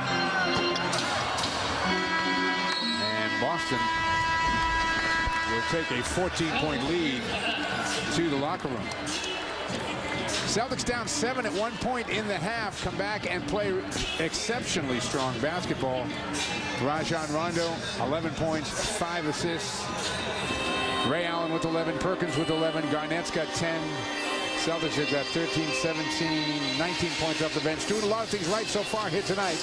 And as a result, have a 64-50 lead. Let's go back to the studios. Gary and Donnie are standing by. All right, guys, thanks a lot. Donnie told you during pregame live that this Celtics starting unit, they have balance, all 5 averaging in double figures. We are at the half, and 4 of the 5 are in double figures. And the one that's not, Paul Pierce. We never worry about Paul Pierce. No, we don't. You have to comment about the job they did in the second quarter, though. 37-22. Celtics really got it going. I think that's when the Celtics bus showed up, quite frankly, was in the second quarter. Ray Allen, yo! With the jam! Halftime Live presented by McDonald's is next.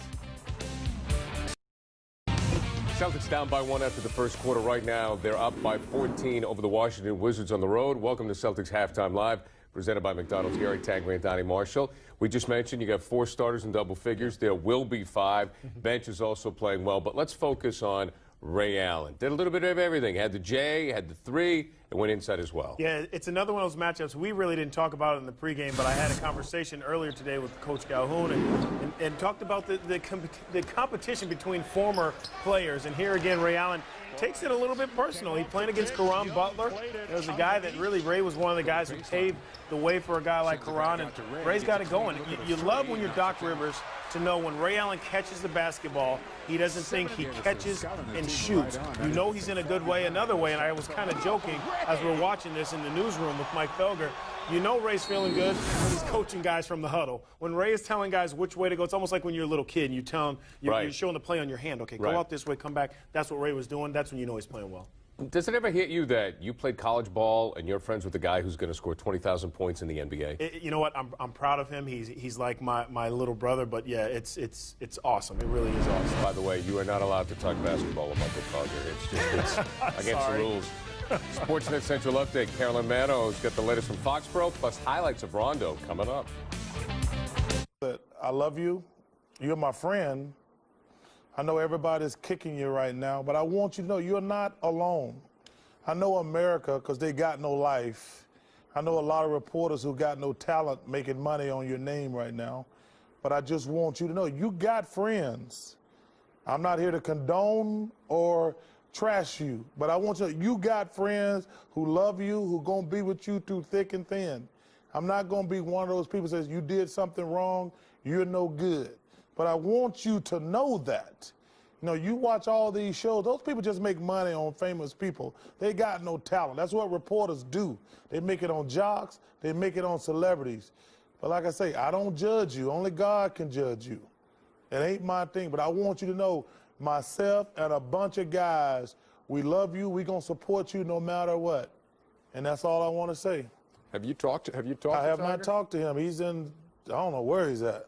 But, you know, I'm not, like I say, I'm not here to condone what he did or trash what he did. That's on him and his wife. I wish Elon the best also. But it's fun how everybody get on TV. I love what John Daly said. You know, but what people do in their personal life, that's on them. It ain't my business. It ain't anybody's business. Got any messages for Jesper Parnevik? Yeah, Jesper. You know, it's easy to sit back. You ain't the first guy, and you won't be the last who set somebody up, well, let's go, let me say this, made a mistake or did something wrong. But it bothers me how everybody trashes these people who are celebrities making money on them. So, hey, man, I love you. I wish you the best. God bless you and Elon and your kids. There is the rant, sort of a rant. It pisses me off, man. Really, I wouldn't have known that. All-star ballots are out. These people vote for Tracy McGrady and he ain't even played. Kobe Bryant, #1 in balloting. I got a rant about that. And Tracy McGrady is #2 among Western guards. Come on, man. Memo That's why fans shouldn't vote. Ray Allen highlights. How about another guy to the backcourt in Rajon Rondo? He's been a lot of fun to watch. He's got 11 points and 5 assists on it so far in this one. Yeah, Rondo, you start to look at the things, you know, not talking about his jump shot, but he's only got 1 rebound, Gary. Next time I talk to him, I'm going to be hard on him. You got to stay on the glass. you spoiled us, but look at the passing. Right. Terrible defense. The Celtics are doing what they've always done, Gary. They're moving the basketball.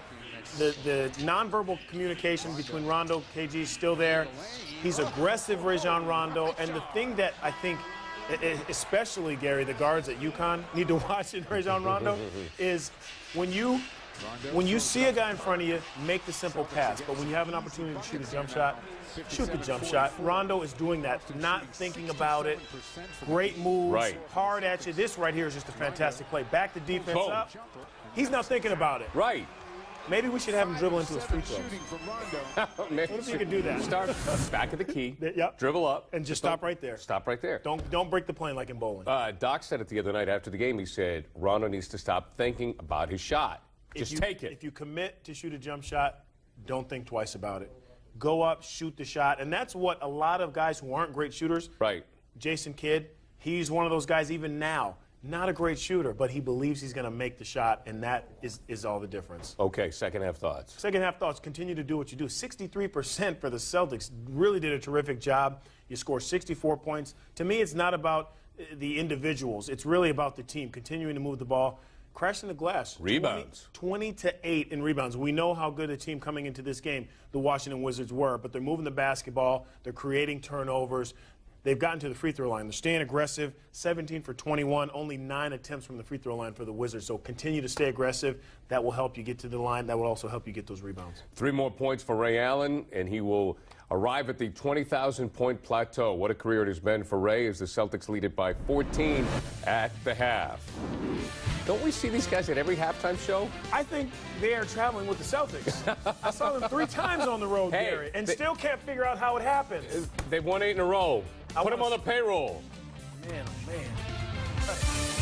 A 64-50 lead as we're about to start the third quarter. Just when you think you have seen it all, you have not. Second quarter rebounding in this game. Boston 11, the Wizards none, 0. They came in the 7th best rebounding team in the league. I can't recall, Tom, a quarter that a team did not. You figure something bounces towards you in your general direction over the course of the quarter. We did mention about the boards, and I think they were very aware of it. And Washington, I think, is a dispirited team. It looked to me like they were dispirited in that second quarter.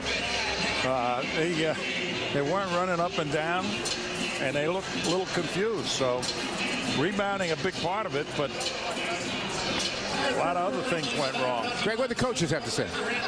It's about that rebounding. It was something that we talked about before the game. Coach said, well, we just gang rebounded in the first half. We did a really good job of getting a body on guys, and also the guards didn't leak out. We didn't give up sort of 4 rebounds. We always had a couple of guys on the basketball. In terms of offense, they really love how they attack the glass and how they attack the basket early on in this ball game. So 21 free throws in the first half. That's terrific on the road. One thing they want to tighten up is dribble penetration on the defensive end, especially when it's Boykins and Arenas in the ball game, guys. Check out our top 3 scoring leaders. They're brought to you by Comcast Triple Play. Celtics with 3 players in double figures, all with 11. Arenas has got 12, Jamison 10, and Haywood 8. All right, here we go. Stevenson gets a start here in the second half. Pierce on Butler. Pierce fouls it. There's no bad foul to play. It's a Boston foul, number 34, Paul Pierce. Second personal foul. Pierce played about 17 minutes in the first half. Yep. And 7 points, 4 rebounds, 2 assists. But he was instrumental in helping that second unit really get the job done. He only took 4 shots. Yeah, I mean, remember him driving, acting as the point guard with that second unit. Very effective. Now they need some staunch defense once again. Control the boards like they did in the first half. There, 20-8. And push the ball against these guys. Stay aggressive. Attack.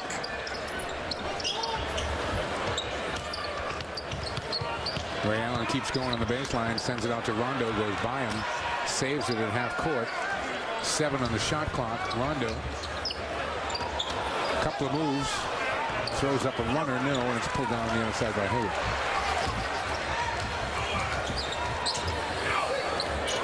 Arenas gets it back from Jamison.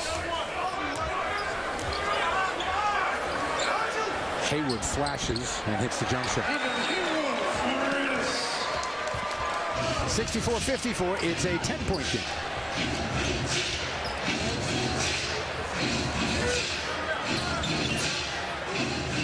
KG, Jamison defending. Help comes. Good catch by Rondo. 7 on the clock. Rondo takes it, rims it out, and rebound to Hayward. Rondo now 5 of 9 from the field. Arenas bounces off his own man, misses the shot Ray's got.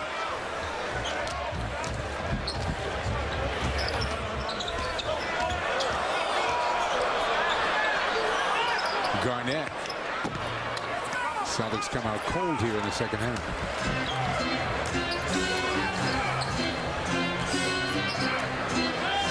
Jamison underneath, and the foul is given by Pierce on Hayward. He'll get to the free throw line.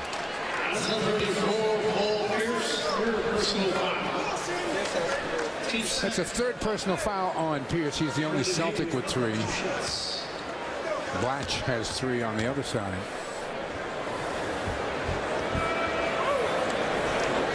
Let's take a look at tonight's league leaders. They're brought to you by TD Bank, America's most convenient bank. Member FDIC. Offensive rebounds per game. There he is, right on cue. Brendan Hayward, 4.6.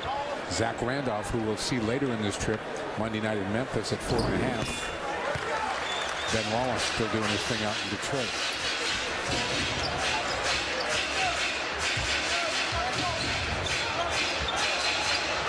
Over the top to Pierce. Celtics go to their bread and butter, and Pierce misses the layup. Oh, and then they get a favor as Butler just dribbles the ball out of bounds.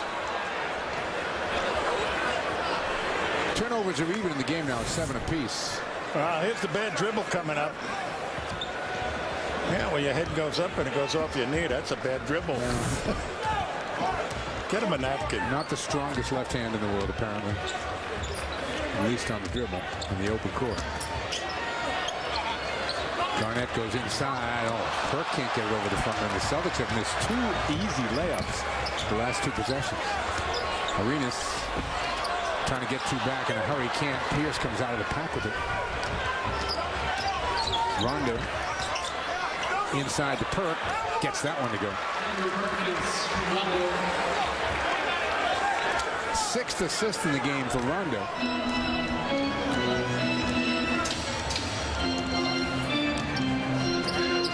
Stevenson defended by Ray Allen.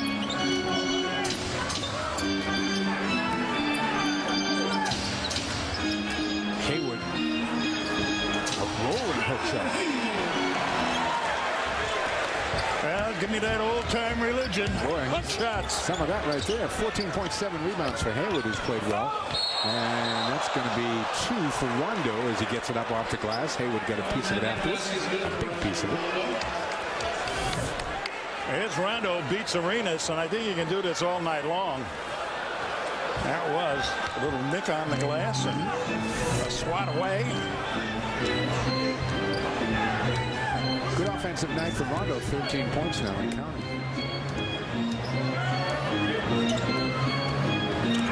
Arenas tipped a couple of times. He's finally slapped away, but right back into the hands of Butler. And Arenas knocks one down deep. 7-point game.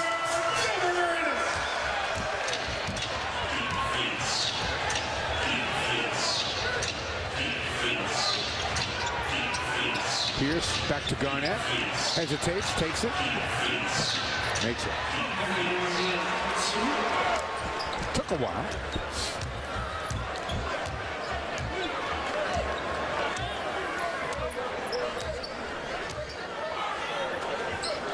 Stevenson looking inside. Now Jameson comes, sets the screen. Stevenson takes it hard to the basket.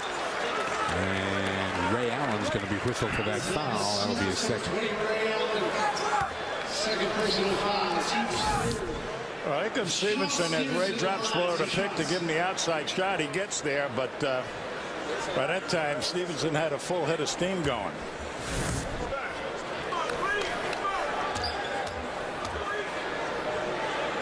Numbers down for Stevenson. I don't think he's playing that much. Yeah, 15 minutes a game. Too. Yeah.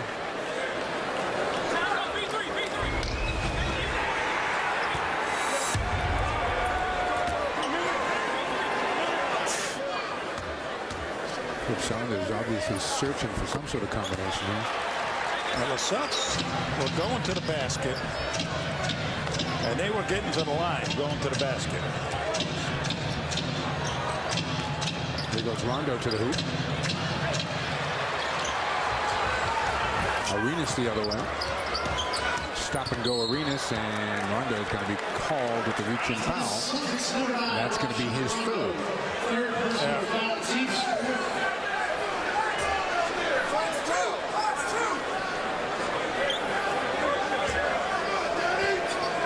The voice of Flip Saunders, who was all the way up beyond half court to call the play, which is a fall-away bank shot by Arenas. I'm not sure that's the number he called out.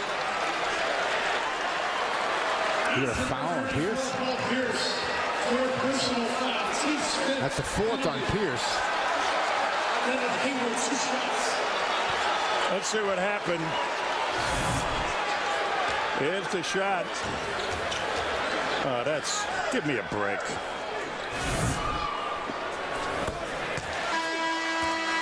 Hayward makes the free throw. He's now got 15. He and Arenas top scorers for Washington. 6-point game.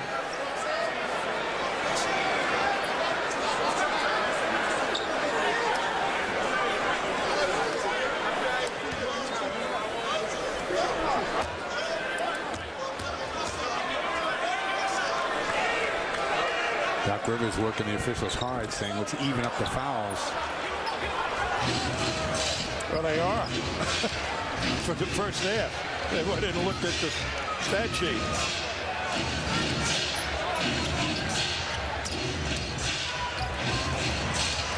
Ray Allen pulls up. Oh, good block.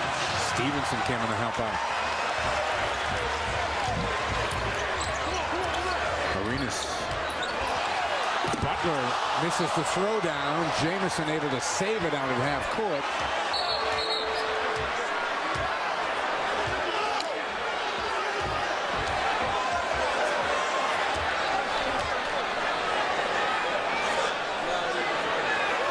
Now let's take a look at the missed dunk, and Perk challenges the shot.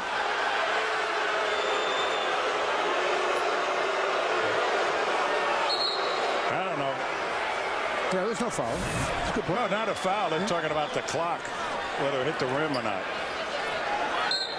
11 on the shot clock. Tony Allen in defending Arenas right now. Arenas able to break free. Nice pass. Butler gets 2. 4-point game. Celtics 15-point lead is down to 4.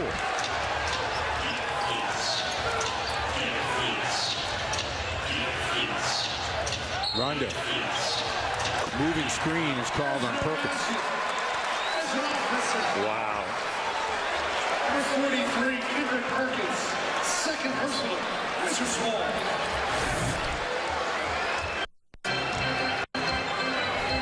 That's terrible. That's terrible.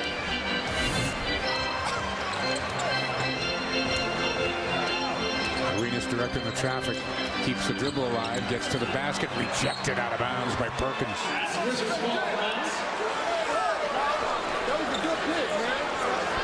Well, here's Kirk just hanging around there. Left hand up. Nice job done. Haywood with 6 on the shot clock gets the roll. Haywood's having himself a big night. He's 7 of 7 from the field. Wizards have gone on a 10-2 run, and we got a game here, and the crowd's finally in it in the second half. Boston by 2. Celtics and Wizards in a good one here now, 70-68, 6:21 left to go here in the third. Hey, if you're looking to host a holiday party this winter or just a fun night out with friends and family, Celtic Suite Nights are on sale right now for each Celtic home game. They're available to groups of up to 20. It includes great seats in your own private suite, a welcome for your group up on the Jumbotron, catering options, and a whole lot more. Bring your sweet ticket stub to any Model Sporting Goods store, and you'll get 15% off your total purchase price of merchandise. To inquire about available suites, call 866-GO-CELTICS or visit Celtics.com, courtesy of Modell. Tonight's NBA News is brought to you by Toyota's official website for deals, buyatoyota.com. East All-Star voting is in. Kevin Garnett right now in second place. Paul Pierce fourth. Ray Allen in the guard voting is fourth. Rondo is somehow eighth. Come on now, fans, get out there. Be serious about this. We got the Chicago Bulls coming up next on the road trip. They've lost 9 of their last 10. Vinny Del Negro could be on the hot seat there. His job might even be on the line this weekend. They have a game tomorrow night against Golden State, and then we play them Saturday night at 8 o'clock on Comcast Sportsnet. Coverage starts right around 7:30. What was going on in that huddle, Greg? It was a livid Doc Rivers chewing out his ball club. He said, you should have seen how you came out. You were all cool. You're walking around. You weren't setting any picks, no cuts. They should be up in this ball game right now. You're not doing anything, and you want the refs to bail you out. Doc finished by saying, every time we're pushing the ball up the floor, and every time we want to go inside out. Guys? All right. We'll see if they listen. It's Perkins, Rondo, Garnett, Tony Allen, and Ray Allen. Paul Pierce on the bench with 4 fouls.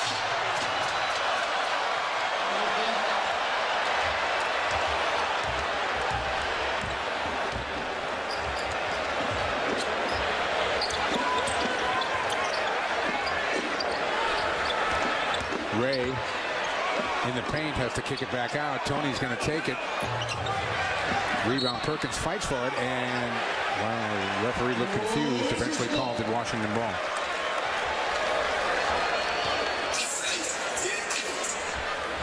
So the Wizards have a chance to tie this game or take a lead with a 3.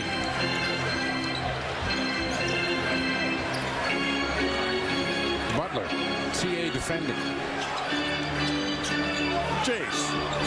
Rebound. Perkins has got it. What a walk on that one. Offensive foul, Kevin Garnett. Offensive foul, number 5, Kevin Garnett. His Well, let's see what happens here. Boy, that's 2 flops now. The one that got pierced, the 4th foul, and that one.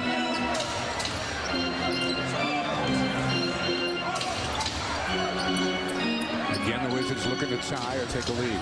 Butler.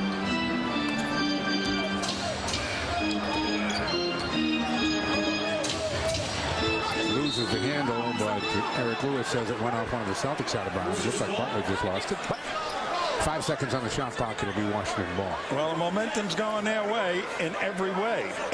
Yeah, well, you figured it would eventually in this game. It's the question of for how long. Arenas realizes how much time's on the clock and throws it in to tie the game at 70.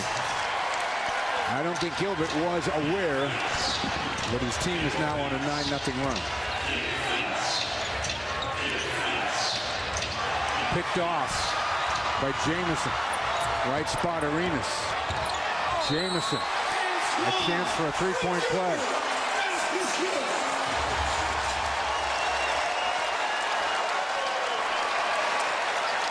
Well, here's a bad pass. Side to side. That's just a terrible pass by Tony Allen. And then off they go on the turnover. And there's the foul by Tony. So right now, they got to go inside. Get the ball inside. Perkins gives it up to Allen. Perk with a great screen, and Ray is able to answer with a 3. I mean, Stevenson got planted on that screen by Kendrick Perkins. And Ray Allen with his 20,000th career point. Congratulations to Ray. Stevenson can't answer. Perkins rips the rebound off. Gets it in the hands of Rondo. Rondo keeps on going. Circles the wagons. Kicks it to Ray. Sets his feet. Got another one. That's a 2. Celtics go back up 3 on 5 straight points out of Ray Allen. Well, they hustled it up. And a foul is called on Hayward setting the screen. Well, they call him on Perk. That's the same play. That's not a foul. It shouldn't have been a foul on him. And it well, Hayward stuck his leg out. He did. Let's just look at a better thing. Let's see Ray off the good pick. Nice that it came on a 3. Very appropriate.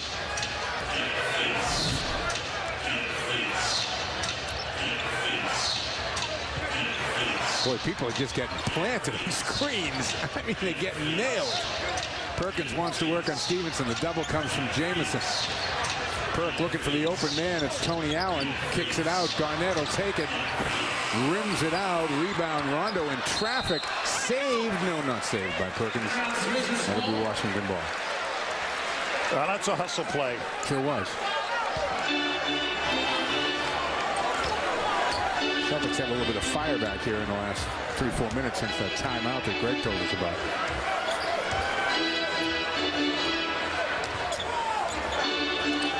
Arenas, nobody home. Tony Allen in the right spot. Rondo dives to the basket. The floater won't go. Rebound controlled by Jamison. Butler gets it ahead to Arenas. The Allens are back defensively. Oh, wow. That's a loose ball ahead to Perk. Perk. Yes, and a foul. And he's pushed behind by Stevenson, which could be intentional. Yeah, and I think they're going to give him an intentional.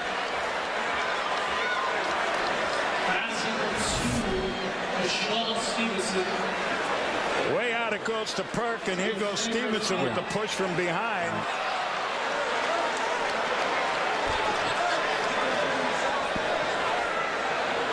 There's the push, the clear push by. Stevenson's first foul, it's Stevens first. There it is. You can see it clearly.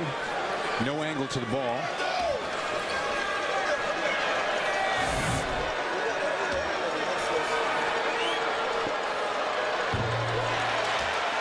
Now, Perk gets 2 chances here to make 1. My understanding of the rule is correct.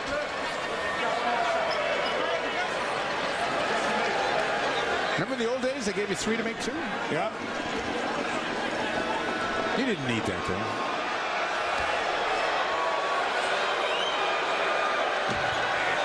Misses them both. Lead stays at 5. And Washington's going to take a timeout here. We'll take it 3 minutes and 1 second left to go in the third after Washington stormed back to take the lead. The Celtics are back up 5. But a long time to go. Don't forget, usually it's on Thursday nights at 8. It's time for Celtics Now. Michael Hawley takes you behind closed doors for an exclusive insider look at the green. But because we're on the air doing basketball games tonight at 8, this week only, it debuts at 12:30 later on this evening, and then Friday night at 8 and Saturday at 7. Celtics Now on Comcast Sportsnet, presented by Arbella Insurance. Let's go to Greg. All right, 'tis the season, Mike and Tommy. The Celtics spend so much time with young children and those in need during the holiday season. This past Monday, the Celtics were in Jamaica playing at the Martha Elliott Health Center. They got together. They sang Christmas carols. Thankfully, we do not have the audio of that. A number of the Celtic players participated in arts and crafts, including Eddie House, Rajon Rondo, Kevin Garnett taking his hand in arts and crafts as well. Celtics doing some wonderful things during the holiday season this past Monday at the Martha Elliott Health Center in Jamaica, playing a job well done by the Seeds. Guys? I don't know if we probably can't go back and find it, but Clifford Ray had on a hat with some reindeer horns on it, or I don't know what he had going there, but he was wearing that as he's been traveling on this whole trip too. And I tell you, he thought he was going to. He looks really good in it. Yeah, they thought he was going to see Santa Claus and Rudolph the Red-Nosed Reindeer. He is a piece of work, Clifford. I thoroughly enjoy talking to that man. All right, here we go. Okay, here's the hat. You want to see the hat? There he is, right in the upper left-hand corner there. That is how he travels on the road with that thing on.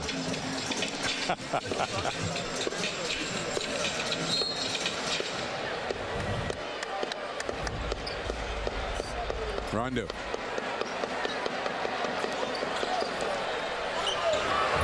Ray comes up firing.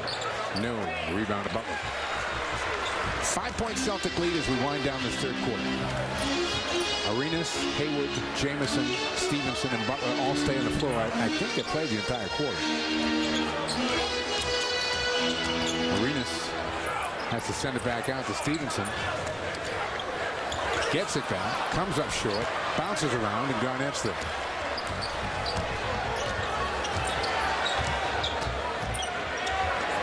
KG steps into the shot. Got it. Celtics stretch it out to 7.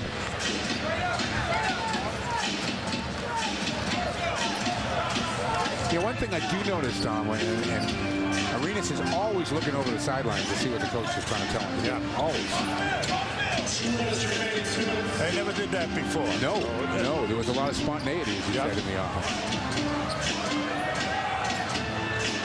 A lot of jump shooting in it right now. Arenas for 3. Wow. Shot clock violation. They'll put a second back on the game clock to 1:48. And it'll be Boston ball.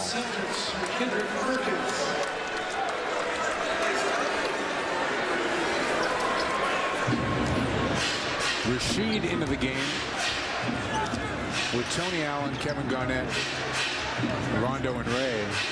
Celtics coming back with a 9-0 run of their own after being down. Well, Tony Allen is so open on the other side of the court. There's nobody within 15 feet of him. Rondo. Got it. 7 of 13 shooting for John. He's got 15 on the night. 7 assists. Arenas answers.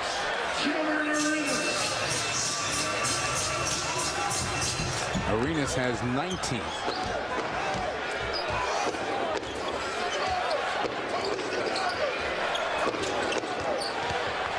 Tony Allen.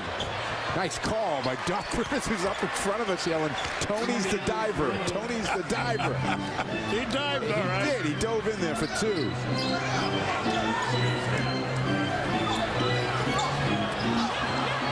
And he gets the rebound on the other end.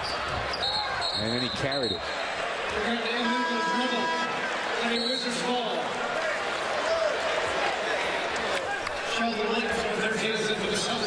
This game update is brought to you by Amica Insurance. It's not just how you're covered, it's how you're treated.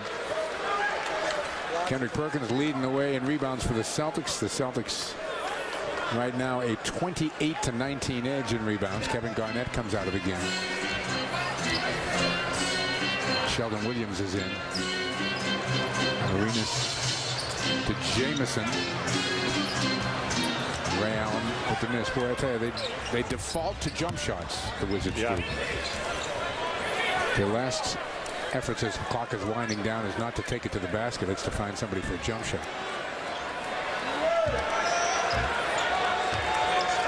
Clock is winding down here. Rondo. He's going to take it again. Clipped out nicely by Rasheed. Tony Allen loses it on the way to the basket.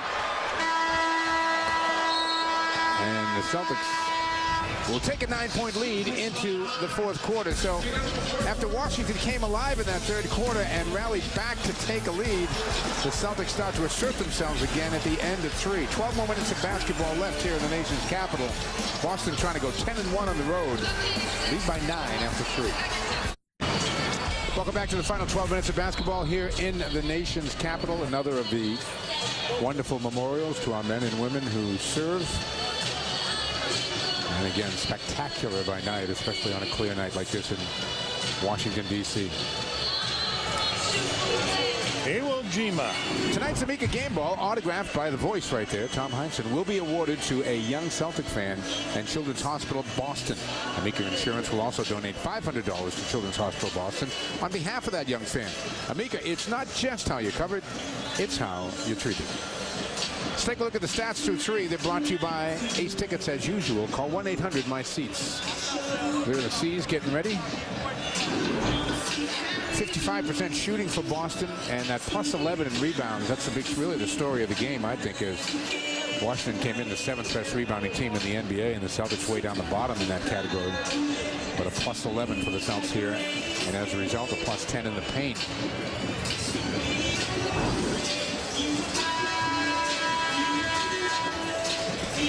Let's do tonight's legal seafood trivia question. Remember, if it isn't fresh, it isn't legal.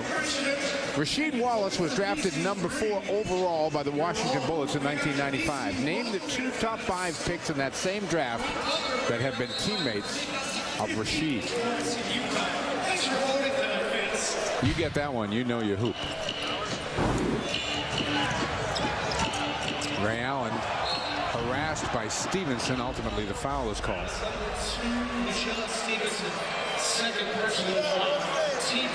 He's in there to rough Ray up. So, and Ray did a good job of it, right? Yeah. And Rondo is. They're going to let Ray handle the ball. Oops. Whoa.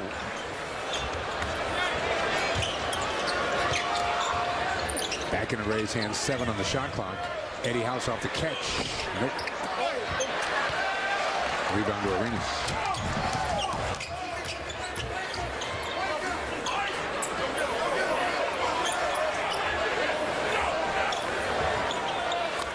Stevenson for 3. Funny little thing he does afterwards.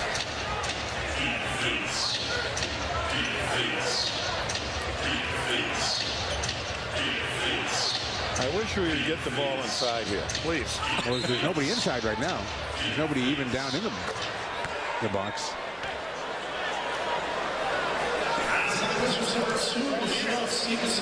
Stevenson picks up another foul, and Paul Pierce is going to come back in the game. Yeah, that's what they need in the game right now. Somebody to go to the basket, too. You know.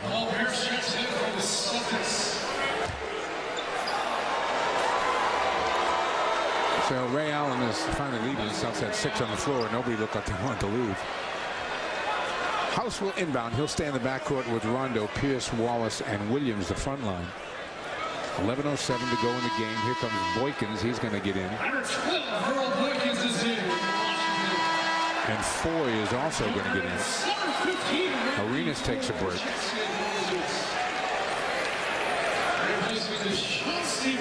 Wizards have had some difficulties scoring when Arenas is not on the floor. Well, hopefully that'll happen again here, but Well, they're going to put Pierce down on the box. Takes a step away on Butler. No. Rebound loose. And it goes off Foy out of bounds. Celtics catch a break there. Now, Pierce has been on the bench a long time in the first half. And he's got to get something going to the hoop here to get back into this ball game. Get a little rhythm to what he's trying to do.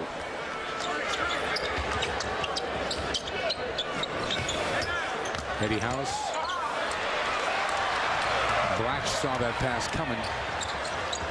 Foy. Rashid. Huge in the middle there. Oh, good pass. Sheldon unable to make a clean catch. He got fouled. That's why. That's a terrific bounce pass, though.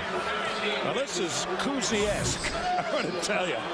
This is what he used to do. Yep, right there, and there's the foul.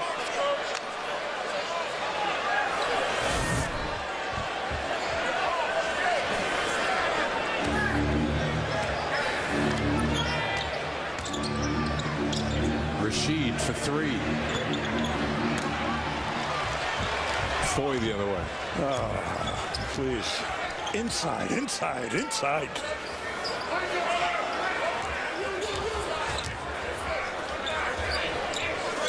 Boykins with 10 on the shot clock.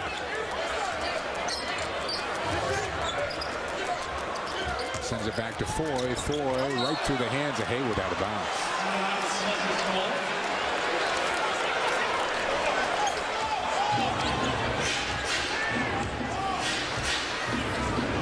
12th Washington turnover. The Celtics turned it over 13 times. Rondo able to turn the corner, kick it back to Rashid, now to Pierce. Fakes the three. Got Butler on him. Makes a move to the basket. Sheldon Williams is there on the other side. Gets it to Rondo. 4 on the shot clock. Rondo realizes it. Picked off by Ford. Looped ahead to Butler. Rashid there. And a foul is called.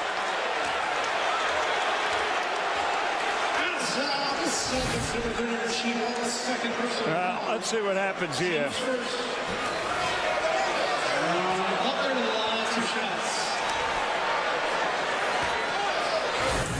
Butler will get 2.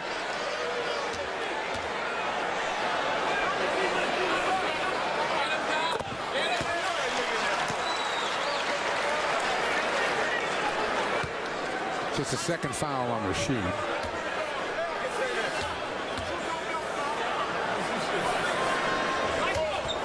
And Butler gets the double figures. 4-point game, 83-79. Long way to go.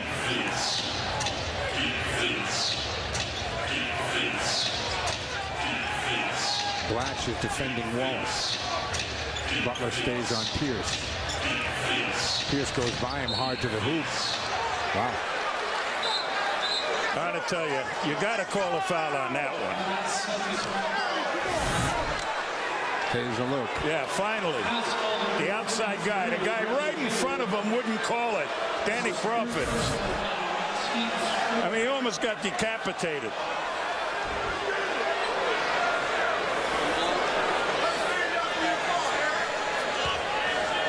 So Pierce will get to the free throw line here.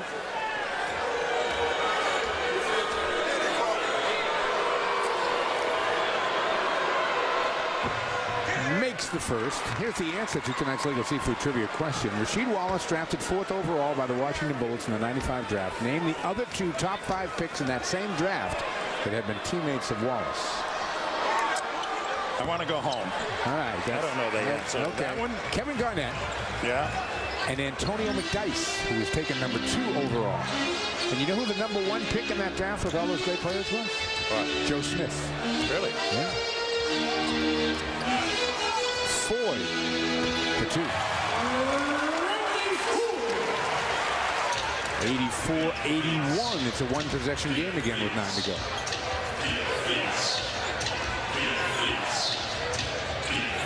Rondo. Nicely done.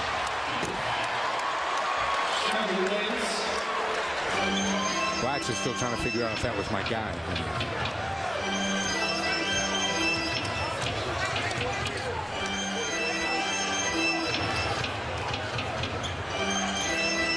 Boykins. Black rattles down the jump shot.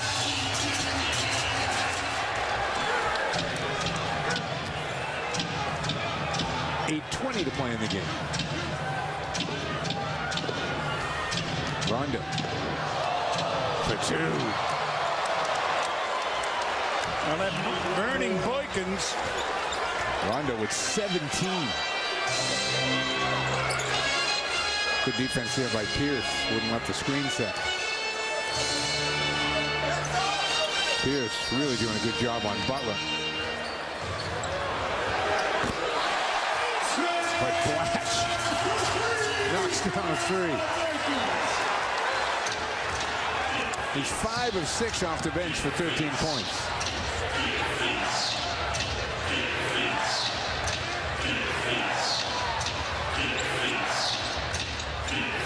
Inside Sheldon again.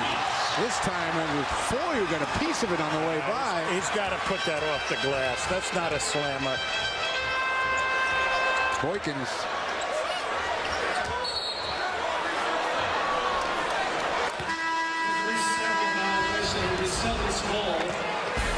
We got a timeout. 7:18 left to go in a 2-point game. Now for the round ball debate at perfection, brought to you by Patron. Simply perfect. Tonight's debate question: who is the perfect Celtic clutch shooter? Ray Allen, Paul Pierce. To cast your vote, go to www.sportsnetdebate.com or text your vote into 59925 keyword Celts3. Tonight's result will be given in the post-game show. Let's check in with our Simmons sideline guy, Greg Dickinson. No clutch shooting, a great shooting tonight for Caron Butler for the Wizards. Just 3 of 9. He's got 10 points. And talking to him during Celtics pregame live earlier tonight, he said it's been an adjustment for him playing under Flip Saunders and his offense. He said, I'm used to being the first option over the past couple of years. Going down to the third option, picking and choosing my poison has been different. Still definitely trying to find my way right now. His 16 points per game and 14 field goal attempts a game. Lows in his 5 years in a Wizards uniform, and talk around Washington that he could be on the trading block around the league, guys. Interesting. I think he's a good player. Plays hard. Rondo again finds Sheldon Williams. This time it's blocked from behind, and a jump ball is called. I'll tell you, he's trying to power the ball through. That's not the move, man. That's an extra count by the time you get it up there, off the glass. He kind of got banged from behind, too. He'll jump it up with Foy. But all of that extra effort to try and slam it allows a defender to take another step or a half, at least a half a step. Good job by Butler jumping in to steal the tip. Washington can tie or take the lead as we're approaching the halfway mark of the fourth quarter. Foy for the tie. No. That's going to be Boston ball. Kendrick Perkins coming back into the Celtic lineup. And he's coming in for Sheldon Williams, and Kevin Garnett is also coming back in. And they say that KG didn't get to the scorer's table in time, and they're saying that Jamison didn't get there on time either. So they will have to wait.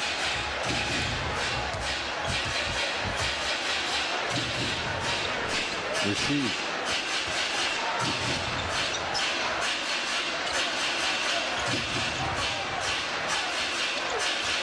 Seven on the clock for Rondo. Finds Wallace. Rasheed on Blatch. No. Rebound in a crowd by Perk, but then he couldn't do anything with it.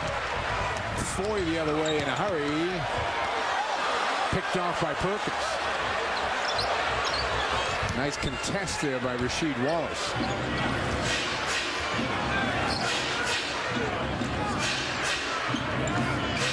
Ray Allen joins Kevin Garnett up at the scorer's table. Eddie House reloads, knocks it down. Well, that's a necessary tool for him. He gathered himself together. He had beaten the man clearly by about 3 steps. He almost let the guy get back into the play. Arenas pulls up, buries it. 9 for 20 shooting for Arenas.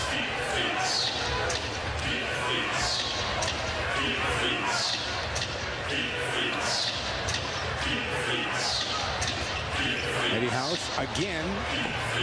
Rebound Blatch. Wizards with another chance to tie as we're approaching 5 minutes to go in the game.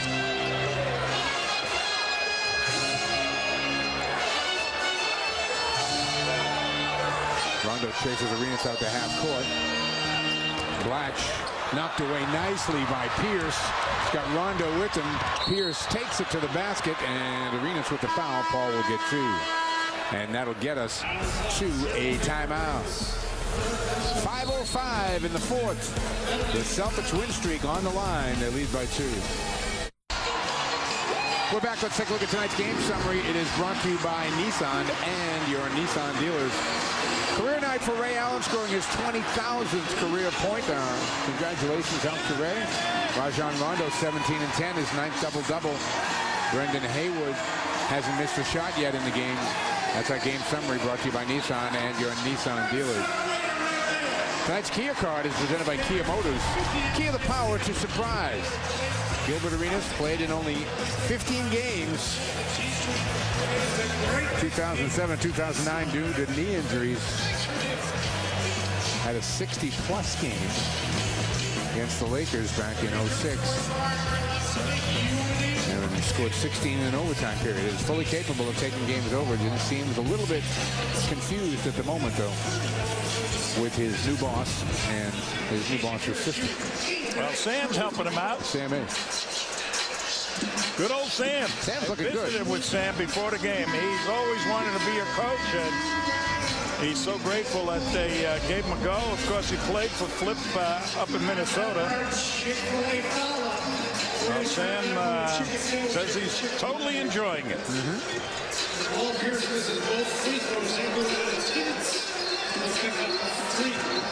Flip is going, yeah, I suppose that could work. Yeah. Pierce is at the line.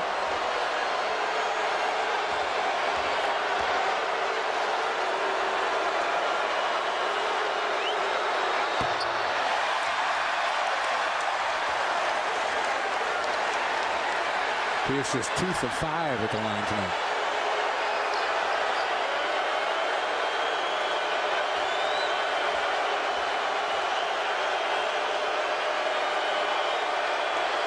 Double-double, as we mentioned, for Rondo, as you check out the Amica game summary going by.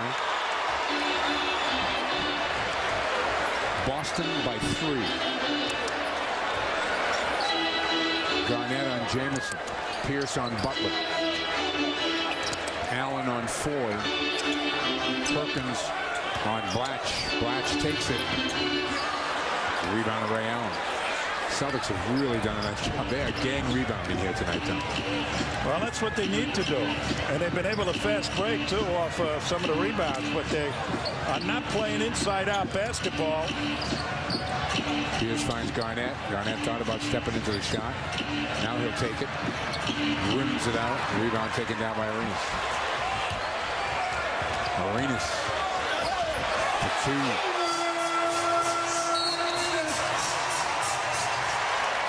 .91-90 with 4:16 to go. Well, they're playing pick and pop with Kevin Garnett. He's got Blatch on him. Oh, wait a minute. He's got Jamison on him. Yeah, Blatch is on Perkins. KG open and buries it. Well, works that time. 8 for 14 for Kevin Garnett, 16 points. Allen's got 16. Rondo's got 17. Pierce on the doorstep with 9. Jamison misses a 3. Rebound tapped around by Butler, but Perkins did. Rondo keeps on going. Still has the dribble line. He's got Jamison on him. And there is Garnett. Inside to KG, and he got fouled. Butler had Garnett in the mismatch, and Rondo saw it. No, they were yelling at him for the mismatch. And there is Butler, ends up with him. And there's the foul.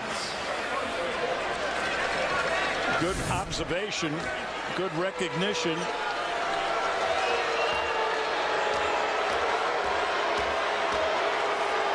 KG also with a block shot on that stat line.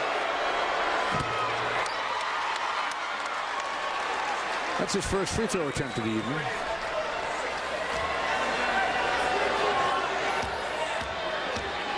Celtics are +8 in free throw attempts and +6 in makes. Perkins inside, and Tanaclaim was knocked out of bounds by Jamison. The official says no. Well, the Celtics right now are not utilizing that free throw line. Has missed 9 in the game.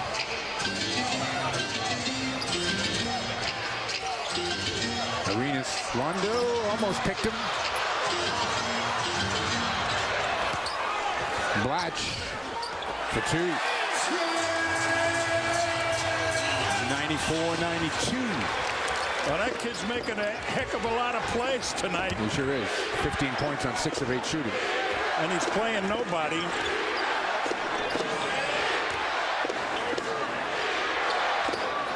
Rondo short with the jump shot. Battle underneath. Out of there comes Butler. Washington a chance to tie. Stevenson for the lead.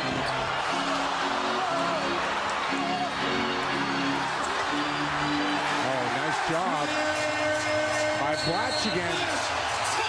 And we're tied at 94, and we're going to get a timeout. Building is alive. Got a good 2 minutes and 23 seconds of basketball about to come your way. Celtics 94, Wizards 94. The favorite spots of the late Red Auerbach, Chinatown here in Washington, D.C. Let's take a look at tonight's It's Real replay, sponsored by Wendy's. You know when it's real. Yeah, and watch this great hustle rebound by Blatch. That's 2 of the Celtics underneath there. Somebody forgets about Blatch, and he just catches it beautifully and quickly puts it off the glass. The Celtics right now, what is their strategy? Where is the weakness to attack? Well, they've been trying to get Rondo to penetrate and find a pick and roll man, but it's ending up a pick and pop. So we're wondering if you're going to keep hitting those shots. They got Jamison defending Kevin Garnett. So there's a size mismatch in favor of the Celtics. Pierce also can get down inside, and Ray Allen can keep people on the perimeter because of his outside shot. So inside basketball, let's see if they utilize it. The most comprehensive coverage of your favorite teams is on Sportsnet Central. Join us live 3 times a night at 6, 10:30, and 1 a.m. for the best inside access in town. Occasionally you'll find Tommy live on that 1 a.m. show. Just occasionally, though.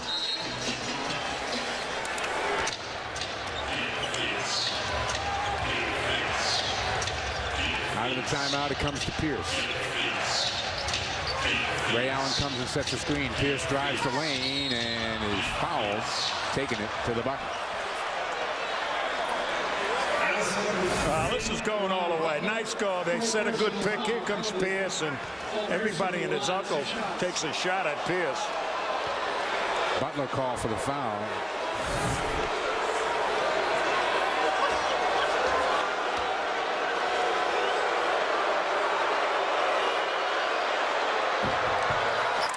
Well, Pierce is your go-to guy. Now, he's been sitting on the bench, like I mentioned, and that play right there helped him get back into the flow of the game. Let's see if he can make this free throw. 2 for 2. All right. 1 possession game. Approaching 2 minutes to play.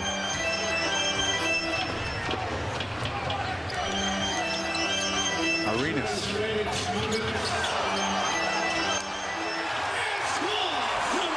Arenas got away with a push in the lane, and we're tied at 96. Rondo. Floater. Goes. And he got fouled.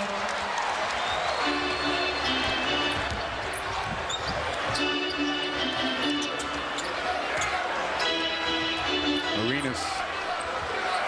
He walked.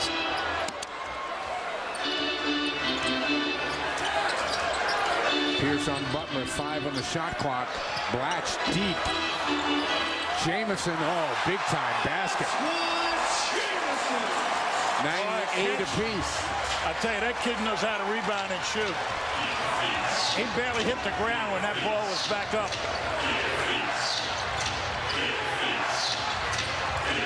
Rondo again to the basket. And Washington will take a timeout. Rajon Rondo with a baseline dunk. 21 for Rondo. And 11 assists. Here's the play. Check this out, Tommy. Well, they set a pick here. And they're playing front side on Garnett to deny him the ball, so there's no way that anybody can stop him off that pick except the weak side, and he alertly took it. Watch this. Garnett picks 2 guys. Yeah, well, his own man was playing on the top side, and that's what you do when there's a guy trying to front somebody and you can dribble like Rondo, and everybody on the weak side were all shooters and able to hit the 3, so their defenders were out on the perimeter. Here's an update of our Subaru key matchup. Rondo the edge in assists.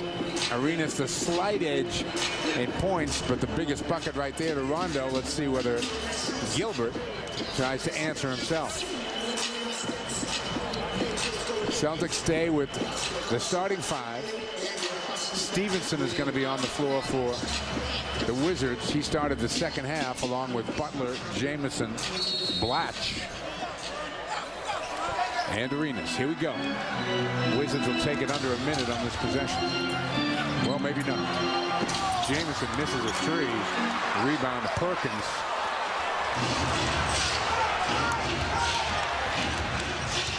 Perk, get down underneath the basket and stop. You don't want to foul now. Perkins popped. Butler there with a little screen. Rondo kicks it to Pierce. Pierce for 3. Tipped up, won't go down. Nearly thrown down by Rondo. It's going to be Washington ball, 35.7 to go. Celtics up 2. Wow, Rondo had a chance. So a big moment there. Arenas. Foul on Perkins. Celtics number 43, Kendrick Perkins. Well, this is Arenas at his best right here. Comes off the pick. Rondo got picked off. And then he just maneuvers you into a position where you got to foul him. Great little crossover move in the middle of all that. Yep.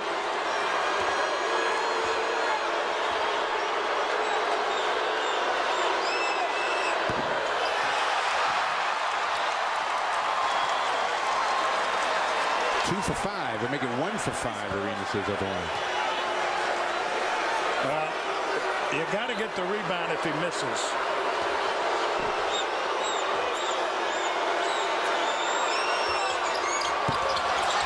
And he did. And they did. Yep.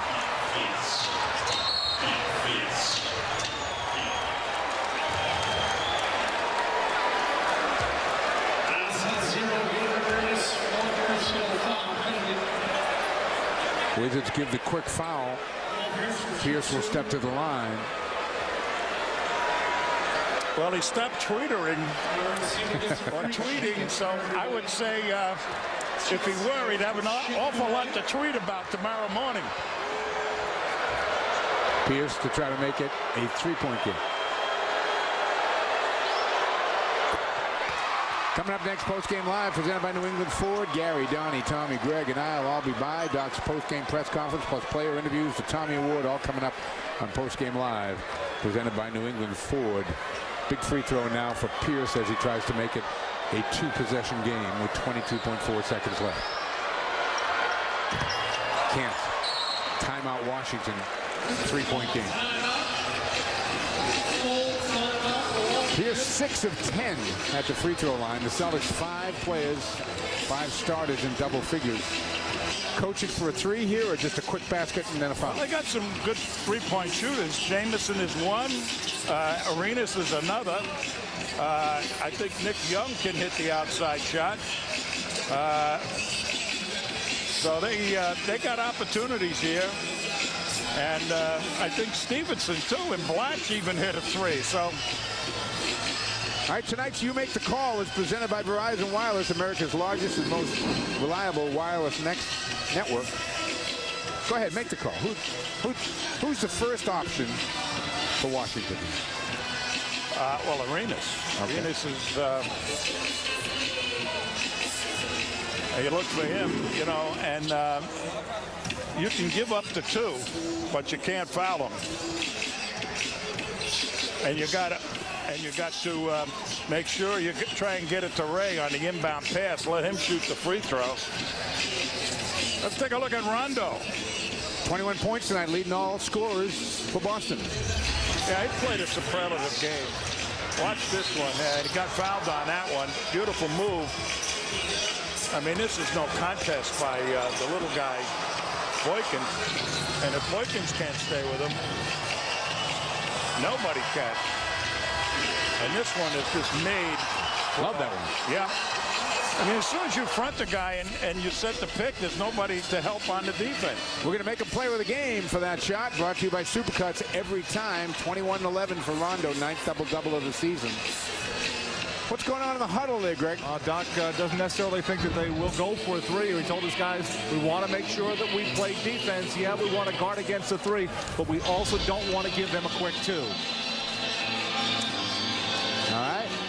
It will be Caron Butler, I believe, right out in front of us, inbounding the ball. Well, they got Jamison. They got Foy. He's a 3-point shooter. Blatch.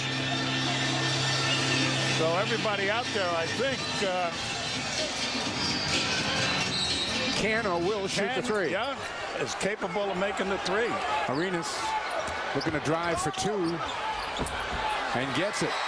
17 seconds to go. Celtics trying to get it to Ray Allen. Rondo better get in, and he finally does. Wow, that was real close to 5. That was real close to 5. Well, he had Ray coming to him, and he didn't get it to him. How many timeouts do they have? They got, I guess, a 20 left. All right, it's Ray Allen, the guy the Celtics won at the free throw line, try to make it a 3-point game.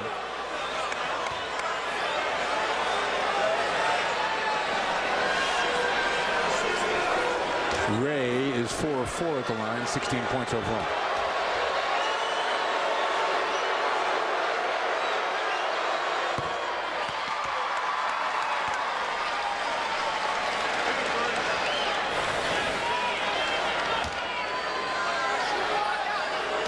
Now to make it 3. Money right there. 20-second timeout is taken by Flip Saunders. He's got the same situation he had with the last timeout, but he's got less time now. 14.6 seconds. Down by 3, 103-100. The road ahead presented by Acela Express, where you can plug in and work or sit back and relax. Visit Amtrak.com. For fares and schedules, Acela. Enjoy the journey. Celtics will spend the night here in the nation's capital and then travel to Chicago tomorrow. Face the Bulls 8 o'clock local time on 8 o'clock actually East Coast time, 7 o'clock local time in Chicago on Saturday. And then we'll travel on Sunday to Memphis, take on the Grizzlies, and then get to take a couple of days off before the Sixers are in a week before Christmas.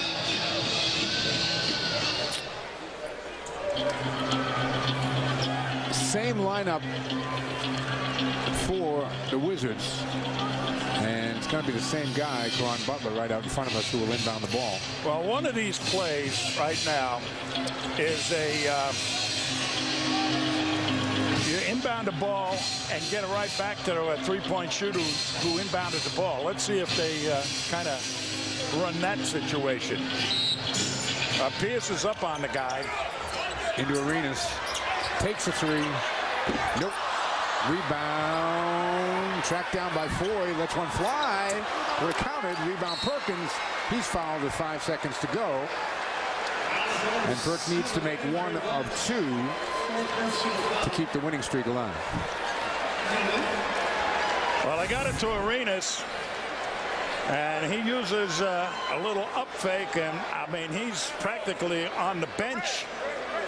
He was so far out, and that's a hustle play by Foy, and good rebound by Perk. But he didn't. Foy had much more time. He didn't need to take that shot. There's 5 seconds on the clock. Well, I don't think he's played an awful lot, so. There's a big free throw by Perk to make it a 4-point game, 104-100. Perkins 16 points and 11 rebounds.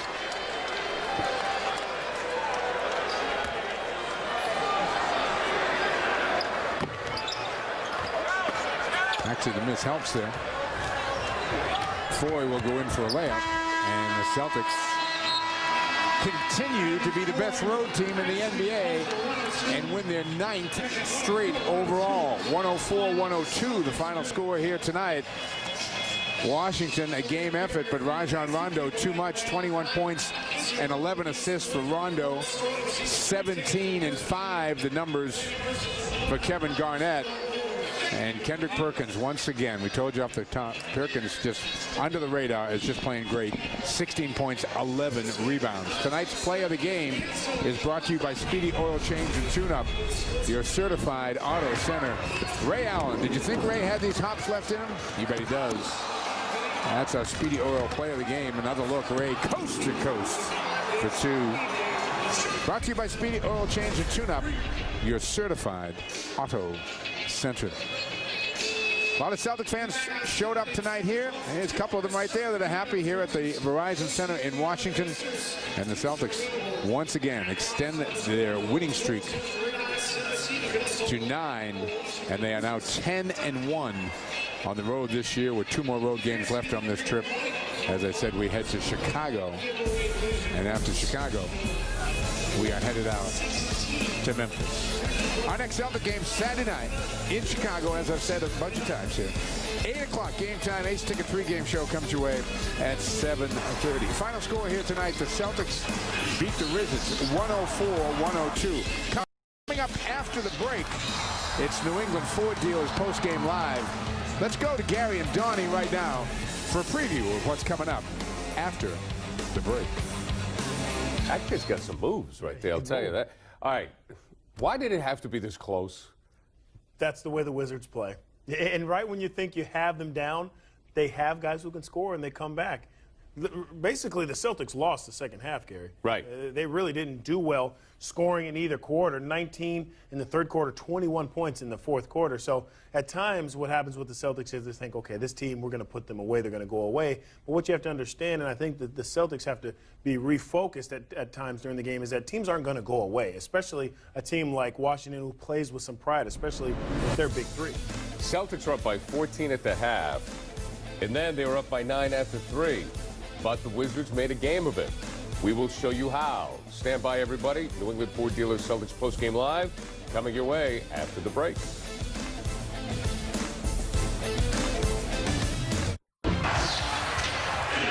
Rondo again to the basket. And Washington will take a timeout. Well, the Celtics won it by 2, 104-102 over the Washington Wizards. Welcome, everybody. Celtics postgame live, presented by your New England Ford Dealers. I'm Gary Tangler with Donnie Marshall. And generally, we start by talking about the Celtics. But I will say this. If the Wizards had a clue, just that much of a clue on how to play defense, they'd be dangerous. Yeah, you know, there's no question this team can score. The last 3 seasons or so, the big 3 for the Wizards have scored over 17,000 points, those 3. I mean, these guys can really score the basketball, but it's defense. You know, Flip Saunders, I mean, he's been with some pretty good teams with some pretty good offensive players, but he really has not got the grasp yet, or at least his team hasn't. I'm sure he's coaching it. He's a fine coach, but his team has not figured out you have to get stops. You got to play defense at some point. You're not the same team of 3-4 years ago where you can just outscore teams in the Eastern Conference. You have to be able to get stops. Well, I mean, congratulations to Ray Allen, by the way. 20,004 points now in his illustrious career, and we will get to that. However, the guy that kept it going offensively for the Celtics was the little guy. Another double-double. His 9th of the season, Rajon Rondo scoring when the Celtics needed it. Yeah, 21 points. People, again, talking about him not being able to shoot. He's a scorer. He finds ways to score. you never worry about two guys, I think, on this team when it comes to scoring. That's Paul Pierce and Rajon Rondo. These guys know how to score. Obviously, Paul Pierce not a great night, but Rondo kept them going. That same idea of picking up the tempo, speeding up the game on the defensive end to get your team going on the offensive end. Again, Rondo up to those tricks tonight. All right, Donnie, let's take a look. Rondo, he does not discriminate. You don't have to be a star to get the ball from him. One of his 11 assists on tonight, looking for Sheldon Williams. Oh, he's an equal opportunity point guard, Gary. He lets everyone get in the mix. Sheldon Williams there, nice finish. Continuing to be a nice surprise, Sheldon Williams. And you're talking about a guy who played 13 minutes, but he gave you the right stuff at the right time. And then nice little ball fake. That never gets old. It's interesting how Rondo's so young, but he has so many vintage plays. The alley-oop, the fake pass behind his back. And then the Wizards, they started getting back. We talked about it, Gary, at halftime. Only 8 rebounds. Here, continue to fight. Andre Blatch doing the job on the offensive glass. Eventually, they got the rebounds up to 34. 8 rebounds in the first half, Gary. So I think that was really a point of emphasis for these guys at halftime, the Wizards. And then, again, they don't go away. Gilbert Arenas, you have to know where he is. When he drives, he knows how to find guys as well. Yeah, I was going to say, did he just pass the ball? Can you believe it? Well, when you get old, that's what happens. You shoot fadeaways and you pass the ball more. Okay. But the Celtics were not to be denied, and one of the reasons is they know how to win on the road. Generally in the NBA, if you go on the road and if you let the home team get back into the game in the third quarter, you're toast. That's not the case with this team. Well, we talked about in the pregame that this team was going to probably have to play an ugly game. I don't think it was necessarily an ugly game. It was a herky-jerky game. Celtics would get it going. The Wizards would come back a little bit. Celtics would maybe go on a little lull. They'd have a quick little run, and they just continued. Like you said, you have to be able to win games when they're not pretty. You have to be able to win games on the road. That's what this team is built for. I said it on the last road trip. When you have veterans, it's easier to get through to them if you're Doc Rivers to really give them the significance and the importance of winning on the road. And this is how the Celtics put it away, and it starts with Rajon Rondo getting to the hoop, Donnie. The numbers are great, Gary. Why not give him a foul there? Obviously, Tommy's going to call for a foul on that one. We know that. He should have gotten a foul call there. The numbers impressive, Gary. 21 and 11. 1 turnover. Jamison right here, keeping him right in the ball game. What a rebound and a putback. And that's the thing. The Wizards understand how to stay in games offensively. And then Rondo. That was a terrific, terrific play. The dunk. He plays so much bigger than he is, Gary. It's the long arms, it's the big hands, and you know what? Let's look at it again. This is just a terrific, terrific play. And even Andre Blatch, the center for the Wizards, didn't want to go up and address that. And this is Gilbert Arenas right here. He goes for the 2 and he gets it. The Wizards are within 1, but it would not be enough as the Celtics would hang on and they would get the victory tonight over the Washington Wizards. It was interesting. Washington, even though they have scoring, in my opinion, not a lot of composure at the end of the game. No, well, they're the same team, I think, that we've seen with Gilbert Arenas even before his injury. He gets the ball, he tries to get himself to the free throw line, but down the stretch, couldn't connect on those 2 free throws. But he's the same mentality, just not as quick, not as explosive. He's still working his way back into games. And like Caron Butler said to Greg in the pregame interview, that we're still trying to figure each other out. We're starting to get comfortable with guys being healthy. And, that's their biggest issue right now is trying to get some type of run. We talked about it before this game. The Celtics, all 5 starters, started every game, all 21, now 22. They might be the only team in the league to do that, and the Wizards really need some of that consistency to go with them. Well, let's take a look at the great night for Ray Allen. Ray Allen made history tonight as he became the 37th player in NBA and ABA history to break the 20,000-point plateau. And here's his 3. This is what does it, Donnie. And the Celtics go up 73-72. I think if you talk to Ray, and if I text him or talk to him tomorrow, I'm sure he would tell me it wasn't a great night shooting. 5 of 11. Right. 2 for 6 from 3. That's not like Ray Allen. But I was impressed by the way that Ray continued to play, Gary. He wasn't concerned, and he knew that the 20,000-point mark was really in his grasp. Sure. So I respect the fact that Ray just played the game, and it doesn't surprise me. That's how he always has been.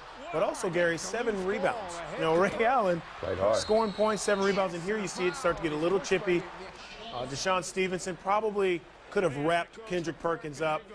That's a dangerous, dangerous play, obviously. And I don't think Stevenson meant any malice, but he just did not want Perk to score. Perk converts.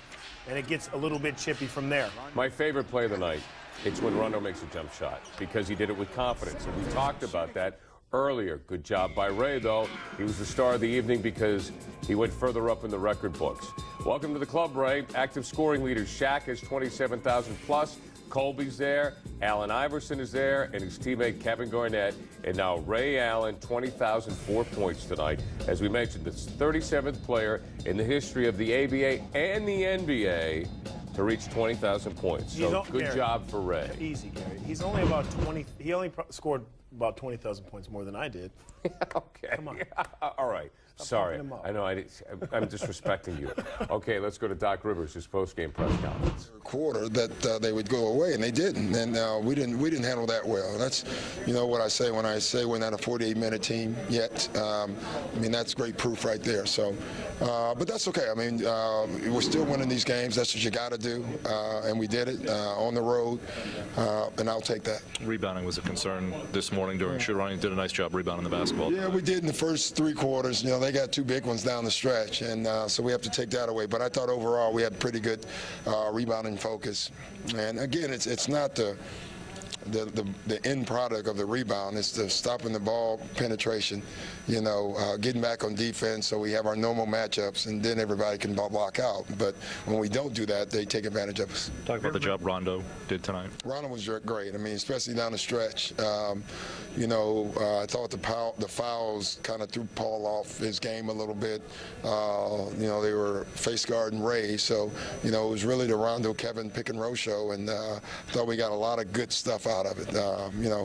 One thing we may need to do is go to layup practice. I don't know how many layups we missed tonight. It was unbelievable. So, but we got them, and that's a good sign.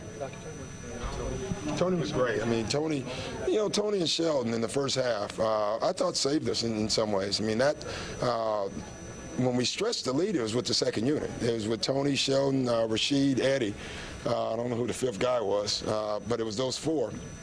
And that was terrific. That's what our bench has to be at times. And, they just did little things. I didn't think either one of them tried to do too much. They did their jobs, and that's what we have to do. In that third quarter, Ray hit a pretty big three. How timely was that as far as kind of breaking up that run? It was 20 minutes. Yeah, it was nice. I thought we fell in love with the 3, honestly, the jump shot in that stretch. We had a stretch, I don't know how long. We were in penalty for like 8 minutes on, and I don't think we got a free throw until like the 3-minute mark. And that we have to just know situations a little bit better. But, yeah, Ray is Ray. I mean, if he's open, we want him to take it every time, and he has the ability to make big ones. Back to Rajon, he seemed to be, even though it was making them all, seemed to be pretty confident in his jumper tonight. Yeah, they were clearly their game plan was they weren't going to guard him. They're going to give him shots, and he took them. And that's what we tell them. Once it's your shot, it's your shot. There's no more passing or being a point guard. When it's time to shoot, it's time to shoot. You're a shooter, and I thought he did that tonight. Hey, Doug, you guys held them without a rebound in the second quarter. Yeah. What does that say about your team defense and just the hustle of the guys? Well, it says that we can rebound, which we were questioning before the game. And, it's just amazing when you focus on something how well you do it. But that's something we have to improve on. This is a hell of a rebounding team, as you know, Washington. And so we had a big focus going into this game about keeping them off the glass. They're a long basketball team. You talked about how tough this was. And a long Celtic winning streak. It is now at 9. Celtics are 18-4 in the season with a 104-102 win over the Washington Wizards. Still to come. Donnie will revisit the Marshall Plan. We'll hear actually take a look at your live chats. And also the Tommy Award winner from Washington. All coming up on Celtics Postgame Live.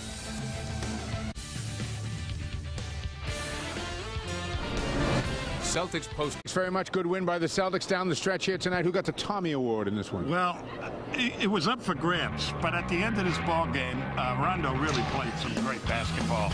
I mean, he was penetrating, came up big scoring tonight, in addition to assisting, but he could penetrate almost at will when he wanted to, and all of a sudden, he started to find other people. And Garnett was a recipient of a couple of great passes, but this is the one that got my attention right there. That is a veteran play to know you could get to the rim. So Rajon Rondo helped put this thing in the satchel, and I give him, like always, A Tommy Award. Thank you. Thank you. You got it. All right. We're off to the Windy City, where I understand it's very cold and snowy and everything else. Chicago coming up on Saturday night. We'll see you then. All right, guys, we're looking forward to it. The Celtics were hot in the second quarter. Donnie, after the first quarter of play, Washington up by 1. Cease turned it on. They outscored the Wizards 37-22. Let's take a look. It all started with the captain, Paul Pierce, comes up and he hits this three. Quiet night for Paul Pierce. Really didn't do a ton as far as scoring is concerned. Only took 8 shots, had 12 points. He was quiet, but he hits those shots when you least expect it. I think the Wizards started to fall asleep a little bit on him. But here's what Doc is talking about. The second unit. Tony Allen hasn't played a ton, obviously battling injuries, and came in, nice little basket, getting fouled. He was the part of the spark, and then Sheldon Williams to Eddie House. And Eddie House scoring in the paint. I gave him a hard time on the road that he missed a layup, and I said he's too close. He needs to be about 25, 26 feet away from the basket, making a layup there. And then Rondo. When he gets in that open court, Gary, he is just fantastic. I think that was off the wrong foot. Just he has a knack around the basket, finding ways to score. And then right here, wow, great play, KG, heads up again. His effectiveness with his vision, Kevin Garnett. Now this is a terrific touch pass, but his vision, already understanding what the next play is. Kendrick Perkins ready to catch it, and that is really the story of that second quarter, like you said. Well, because the Celtics played so well in the second quarter, they were able to, well, quite frankly, withstand the run by the Wizards in the third quarter. As Donnie pointed out to you, the Celtics really lost the second half of this game. Go to the third quarter, and it's a 22-6 Washington run. Donnie, this is how it went down, and their number one offensive guy, Gilbert Arenas, got a cookie. I'll tell you what I was surprised most of Gary, is 42 minutes for Gilbert Arenas. And I think that was a reason he was 1 for 6 from the free throw line, because one thing that happens to you when you come back and you haven't played in a while and you play a ton of minutes is your legs go, especially on your free throw shooting. There you see Karan, another guy, had a quiet night, only 10 points in 41 minutes. And then the guy that you always have to be aware of, I know you called him Zero. He's the mouth. You said he's a zero. A0. And that was him. And then here, right. And then here you see guys running, pushing the basketball. I think, and I've thought this the last couple years, the Wizards are one good defender away from being pretty good. You know, their bench is not great, but Andre Blatch, I thought, did a terrific job tonight. He's long, bigger than you'd think, but they're one good defender away from being pretty good. You know, I'm a fan of the NBA, and I would love for Gilbert Arenas to shut me up and just play, because I think he's a very talented player. Well, he started doing that, and I think he's humbled a little bit by the injury and not being the same guy. So I like to think I have something to do with it. I'll have him call him. You can call him. I'll get his number. You can text thank him. you. Yes, you're the man. New England Ford Dealers tough player of the game. A tough basketball player is Tony Allen. Getting back into the swing of things, we all know Tony hasn't had a lot of luck when it's come to his health. Tonight, doing a nice job. The New England Ford Dealers Tough Play of the Game, brought to you by your New England Ford dealers, who invite you to Drive One. Celtics are on a roll, 104-102. Nobody's better on the road than the Celtics. We'll have more coming up. Watch the all-new series Sports Jobs with Junior Seau, Wednesday at 10 p.m. on Versus. You're watching Celtics postgame live on Comcast Sportsnet.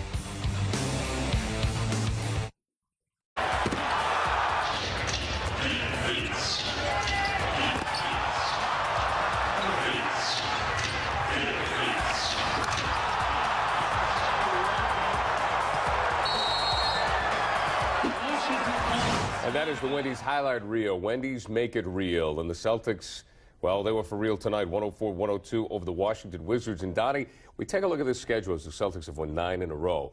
We would still like to see them play in Orlando or in Atlanta or maybe some of those upper echelon teams that gave them trouble earlier in the season. Yeah, you would, but timing is everything. I think the way that we saw, even the Phoenix Suns are starting to struggle now, but even the way you saw Atlanta play, the way you saw Orlando play, these teams right now, you'd love to see what they would do against the way the Celtics are playing. The Celtics were still trying to figure out who they really were. KG was trying to figure out what his body was saying to him, how it felt. And remember, there's a big piece that still hasn't been with this team yet this year, and that's Glenn Davis. All right, let's check out the Metro PCS Marshall Plan. Donnie, see how things went down tonight And off the top, Capital Clash, then even Keel and Road Warriors. Yeah, there you see the big three for the Wizards. Half the team's points. Again, that's fine, but you need some stops in there. And those guys need help. They need one more guy. Even Keel, see starters, there's the numbers. Again, every starter in double figures tonight. And Road Warriors continue this trip. Again, it's another one of those trips, Gary, where it's a short one, but you have to focus. You get a good win here, you ek it out, or it's a grudge match, whatever you want to call it. But you got 2 more to go, day off in between each of those. You got a quick guy, an aggressive point guard in Derrick Rose. Start to focus on that, finish this trip up the right way. Well, hey, tonight could have been a trap game for the Celtics. Absolutely. Yeah. All right, let's check out your chats at csnne.com. This is Ben in Northbridge who writes to Donnie.